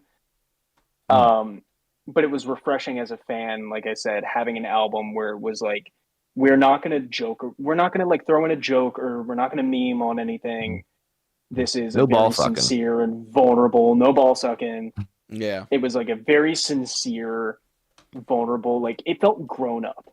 Mm, Like they finally were like, let's like do this and get like take a risk. mm, Um, I think it paid off. And those are the only reasons those two sit above P2 for me. Otherwise, mm, I do think P2 could be my number one. Like my top three are really interchangeable. mm. Cool. That's Yeah. my P2 rant. Thank you all for listening. Hell yeah. Thanks for ranting. Yeah. I was scrolling through Have a Blast to find the motor mouth, or not motor mouth, marigold part. It's like right at like 208 when they start that. And like again, I think it might be like a note or two off, but it's so similar. Oh, I'm pulling it up now. Or maybe not. Maybe I'm wrong.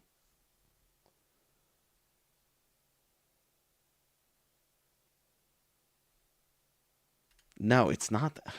Is it facepalm mute? Are you thinking of like the opening synth?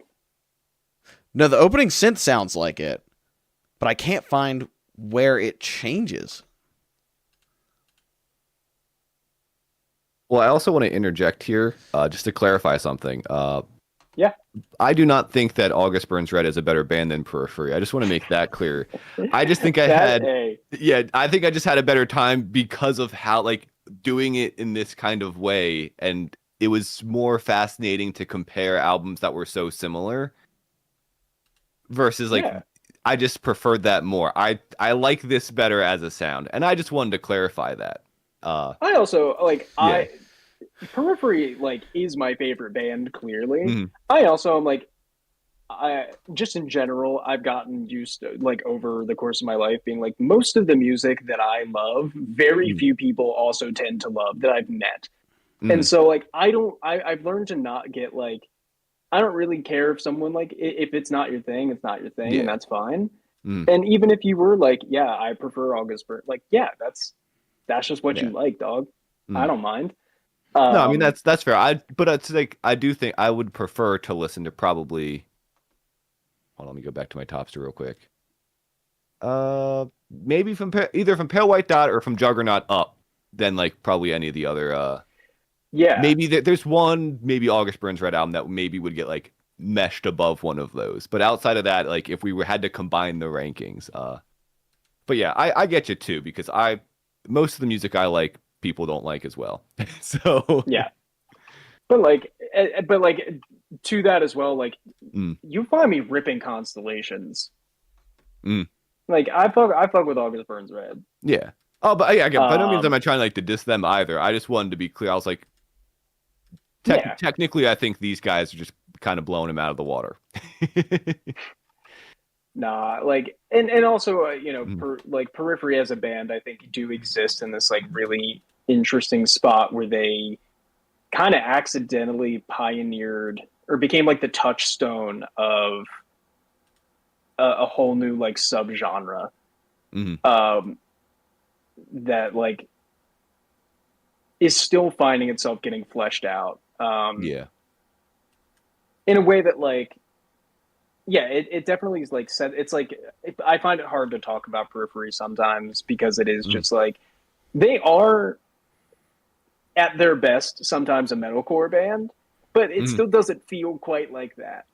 yeah. But like Paul was like you were saying, like their fucking metalcore rock anthem songs sometimes the Mm, best fucking things that they do.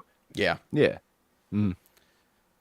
I'm Well, feeling that's insane trying to find this part. I swear it's got to be in Have a Blast because it's the same thing as that you could just be wrong, the Paul. violin at the beginning. Yeah, But I'm not hearing it when I like scan through quickly. dude. And here's the thing: I believe you. They're so self-referential. Yeah. Mm. When you're And there's like writing 12 shit notes. when you write shit that's that good, you're gonna reference your own shit. That is also true, Kyle. There are only 12 notes in music. There are 12 notes. Yeah. And Like, I swear there's a part in it that it like honorary Icarus EP goes to the very bottom. Is that the remix one? Yeah. yeah. Yeah, you said that was bad, and I was like, if you're saying that's bad, then it's Which is like, so there are some outlier. There are like some shines there where like you have they re-record or remixed, not in the remix way, but in the actual like going in and changing the mix of Icarus Lives. There's a different version of Jetpacks Was Yes, that's good. Frack the Gods and Captain On are good songs, but like not up to snuff in my opinion with a lot of the other stuff that we talked about. But like the remixes of Icarus Lives, I do think are ass. There's a Zed And my remix, least favorite which of all of them crazy. is Zed's. Yeah. That doesn't surprise me. I just love that What they did were he like, do? yeah, He let's sounds get familiar. Zed. Clarity, I think, right?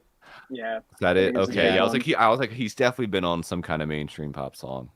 No, Yeah. Zed's like kind of a crazy pull for Periphery to have had in 2011. They knew. Yeah, dude. Clarity. I'm seeing a song called The Middle, and then Stay the Night, I know. Take some time. Yeah, I don't think it's that one.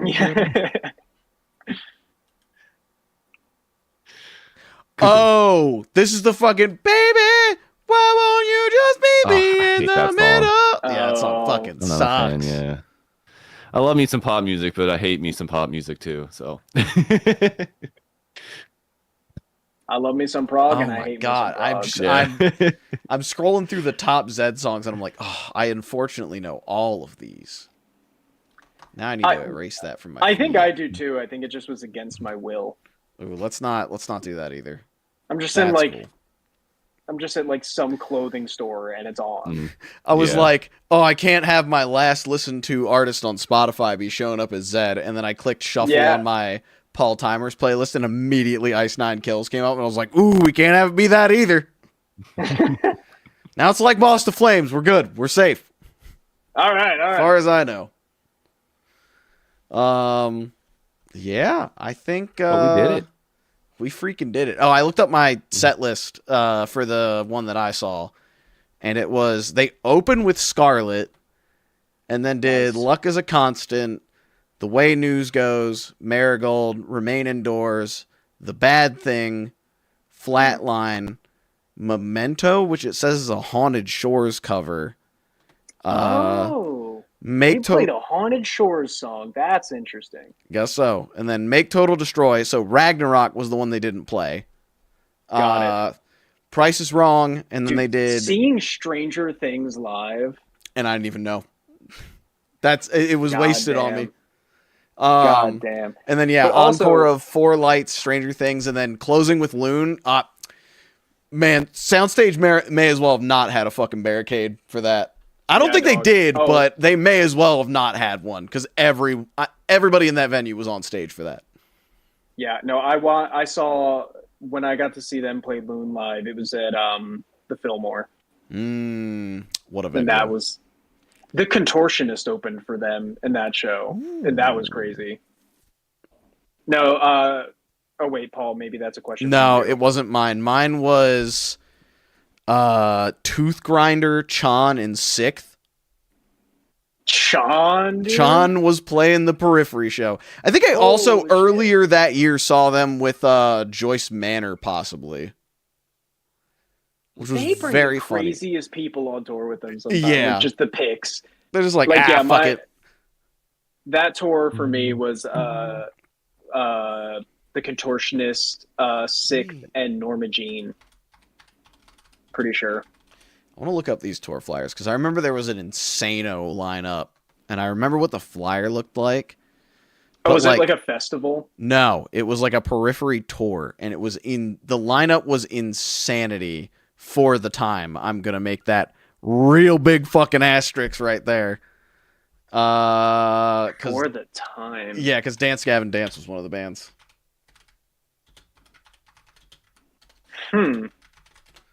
What happened to Dance Gavin Dance? No, Did that's the not whole the band one. just explode? Yeah, several times. Yeah, That's what it seems. Yeah. The whole yeah. They Um, band, just like, keep taking their vocalist to the farm and yeah, finding a it's like new one. every year or two they would just I would just like be like, and something happened, and somebody left, somebody Yeah, that exploded. would be Like, all right. it would be preferable if they were doing that to their vocalist for Yeah. compared to what they actually did. At this point, are they just the ship of Thesis? Yeah, Or is like there they're even fine an now that it's original just band? Yeah. Andrew. Now that Yeah. it's just Andrew Wells doing it and John Mess. Like, yeah, I think we finally have a lineup that like can't fuck itself over. I say that with like You say again, that. I know they could do it. Mhm. It just so happens that all their friends they bring on to be in the band happen to be terrible people, I guess, Yeah. or make dumb decisions. I don't know what they did. Damn. Good lord. Yeah, I guess that's fair. I'm looking at that lineup. I didn't even get to hear Alpha played live. Yeah, Andrew Wells is in Idola. Idola, yeah. Good band. I only like one Dance Gavin Dance album, and it's fucking Mothership. Also 2016. Mm. 2016 also, was the year that every band that I liked put out a terrible album, and then I learned about new bands. That was Yeah. a good time. Like fucking, what was it? Beartooth's album sucked that year. Crown the Empire's album was like fine that year. Devil Wears Prada. It's Transit Blues. You know. Cool. Yeah. We want to move on to the yeah, big let me, wheel. Let of me grab wow the now. wheel. Well, also, Paul, I wanted to ask you, because after we do Viagra Boys next month, That's the name Fuck of it. yeah, dude. I forgot Fuck what the name yeah. of the artist was, and I was like, Viagra Kyle's gonna Boys, say it at dog. some point. yep, I gotta make my Hell playlist now yeah. so I can start on Viagra Boys. you gotta start taking that Viagra, man. Yeah. God damn, That's gonna be the that's a challenge great next pull. next episode. If we both have an album in the same place, we gotta take a Viagra. Yeah, We will be going to the hospital for erections lasting longer than 4 hours. Oh man. All right. But what I was gonna say though is after that though, that'll be officially a full year since we did this. That's true. So did we want to do like a special episode where like we rank all the bands we did prior? Ooh. I think I would like to do something? that. Like do a year And if roundup. so, would that replace what we're spinning here, or do you want to do both? I think could that just, would like- replace what we're spinning here. Or So I do, guess like, we a would do month that, break? and then this would be after that. Yeah, that would be like October. Yeah. Okay, so this will be I mean, for... we could probably Damn. do both, unless we want to re-listen and stuff. But So it's what? It's Viagra Boys is August. September was when we did Tyler the Tyler. Creator? Okay. Yep. Yeah. Mhm. Yeah, so September we can rewind through everything we've done. I'd say let's throw Panic and Gorillas in that too, just because I would like to talk That's about true. the Gorillas again. Yeah, I would too. Also, I think maybe we should do your artist as well in September if we have the time. Yeah, we Just could do for the both. sake of, just for the sake of, then we won't get another 12 until the following November. You know what I mean? Then it keeps getting pushed back if like we do it every year. So I think just kind of keep it consistent. Hold on, my fiance is trying to FaceTime me. Hi, fiance.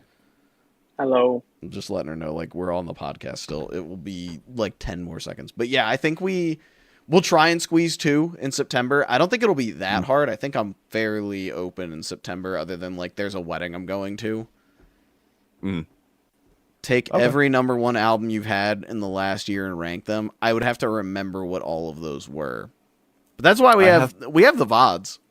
Yeah, I have the last 6 years. I know are Yeah, I know No, most no, of it's in Topsters, but we were using Tier Maker before. yeah. Oh, was this my? Oh, this is my album of the year list. Hell yeah! Last year. Hell yeah! Jake, do you know Viagra Boys or do you just like the name? Oh no, I know him. Oh, Okay. nice. I only saw them 2 years ago, I think, but then something came up and I couldn't go. I was pretty Big bummed. shame you didn't record them.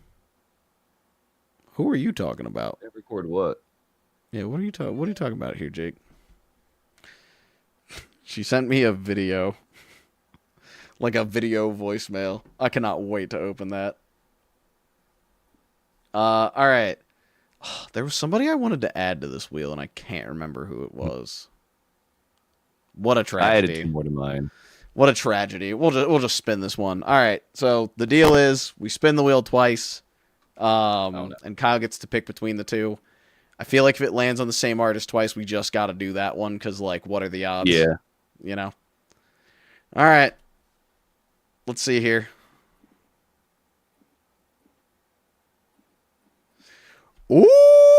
Ooh, Orthodox, baby. We're going to be punching some walls if you pick them. Ooh, I've not heard of them. That's your angry metal, Kyle. That is the most Okay. pissed off shit I've ever heard. And then the other one will be... I think the only one that might beat it is like Magdalena Bay. No! Okay, Ooh, these are Every like Time two I of the best Die. options left on here. Every Time I Die was my favorite heavy band when they were still a band. That will also be another like 9-album slog. I'm gonna warn you. Mhm. Orthodox, I think, has 4, maybe 5. I'm already choosing Orthodox just because I don't think I've ever heard of them before. I've heard this story so far be passed around before. You mean Every Time I Die? Every Time I Die, I don't know which one we're talking about already. I already forgot the second option. Yeah, it was gonna be Story So Far, and it landed on Every Time I Die. It was close. Mm. Yeah, Orthodox has Orthodox is also a new name to me, so I'm gonna check them out. Door Left And, Open, Learning to Dissolve, Let It Take Its Course, Sounds of Loss. Yeah, so it's 4 albums, and Okay. I'm here to tell you they're all good. My Cool. opinions are kind of set in stone on this one, though. High standards going in now, man. You're gonna have me just walking around my house, just fucking like the entire time I'm fucking listening to this shit. It's okay. So we're doing Orthodox. Maybe in Tomorrow September. or next month, you'll see a whole bunch of holes in the wall behind me. Yeah. Yeah, I expect there to be plenty of clips of Paul, you using all of that carpet space to be throwing some crazy kicks and windmills as you're listening. To give a story that I'm probably gonna give again when we actually do the episode. Orthodox is one of the only bands that I've had the wind knocked out of me in the pit for. Somebody kicked me square in the chest during Head on a Spike. And yeah, I got the wind knocked out of me. Kiara saw me like go down and just duck out of the pit, and she's like, "He's fucking injured. I'm gonna kick his ass." He's dead. All right, Damn. cool. So Viagra Boys in August. I gotta make my playlist so I don't forget. And then Orthodox in freaking September. That's the month that comes after it. Yep. Jesus Christ. Then we'll do our ranking of. Also, I wanted to ask, how do you want to do similar to what I was talking about with like August Burns Red and like Periphery? Do you want to rank it based on how much fun you had, or which one do you think is like a better band based on their discography? If that makes sense. I think you can do both, and I think you'll Okay. figure it out. I think how much you like Okay. it is entirely up to you. Like, you know, there's some stuff where it's just like, oh, this is really like Frost Children, really, really fun. I don't know if I would entirely have them all that high because there's other things I enjoy more. But Yeah. yeah, you know, Well, that's why I was like curious because like something like Backwash, where like part of the reason why that was so fun is because you saw how quickly she like progressed each album. Yeah. Which made it so much more. So like for me, it's like, well, maybe like those 5 albums may not be as good as like 5 albums from like I don't know Tyler the Creator. yeah, I might have had more fun listening to Backwash. You know what I mean? yeah. I think it's entirely up to you. We obviously will not have Orthodox on that list. I don't think. I think we'll No, that'll be we'll number start 13, over so because that'll the be number following 13. year. Yeah.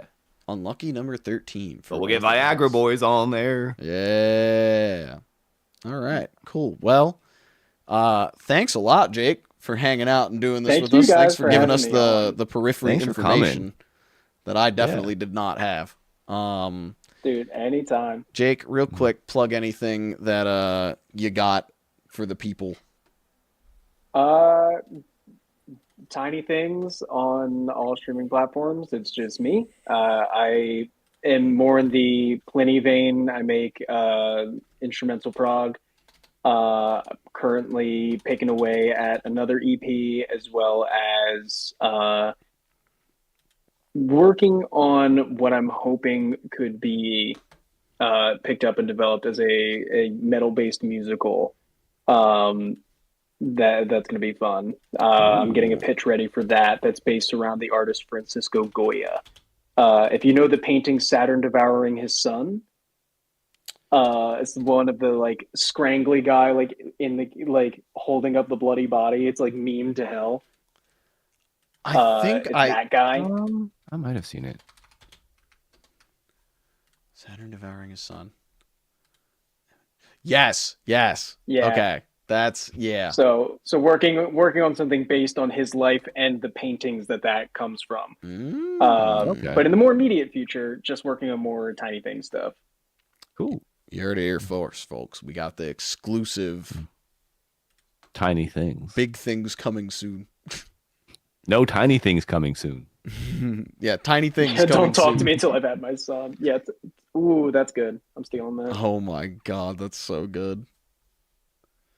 All Also, right. are you referring when you say mustache? I'm assuming you're referring to Jake, but I also have a mustache, so I feel I a was little gonna say left out. I felt like it Yeah. was more reference to you. Was that reference to me? Ooh, it's a Jake, Jake yeah. reference. Yo! Ooh. Thank you so much. Damn, get fucked, Well, Kyle. that's why I thought it was Jake, because I was like, you've never called me mustache before, so I was like, Kyle, I can't Like, wait ooh. for you. Maybe that's what I'll have to do if. So there's a thing going on, and this is probably more of an off pod thing. If I get the job and bachelor party gets delayed a day, maybe I'll throw the cookout on like the Thursday that we were gonna be going, ooh. and maybe then we'll just have like big cookout with a bunch of people to do that. Because then that way I'm so Hayden in. can be there too and get to meet all the core kids. But Yeah. then we're all gonna argue over fucking I don't even know.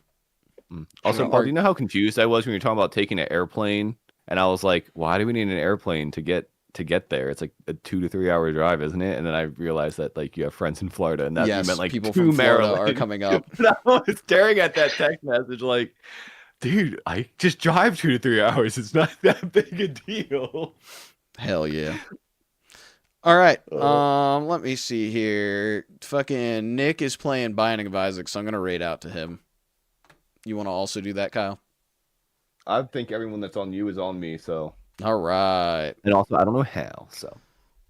I'm just here for the vibes. All right, chat. We're raiding out to Mr. Cornholio34, aka Nick, the rhythm guitarist and backing vocalist of No Business. I guess I'll still call him that. Am I hanging or good nighting? Probably good nighting soon. I might hang for a little bit. But yeah, we're gonna raid over to Jake. Or fuck. I was actually gonna talk about this earlier. I got too many Jakes, too many Nicks, and too many Jessies. Because the vocalist of my current band is also named Jesse. I got Jake in the camera and Jake in the chat. And then I got this Nick, my brother's best friend Nick, and 3 fucking in-laws named Nick. Or will have Damn. 3 in-laws once I get married. So, fuck. Anyways, we're raiding out the Nick. Bye. Good night, everybody. Which Nick? The Nick. Don't worry about it. Don't worry about which Nick. It'll be one of them. Nick Tunes. Nick at night. Tunes. That's a good name. He's got to change it.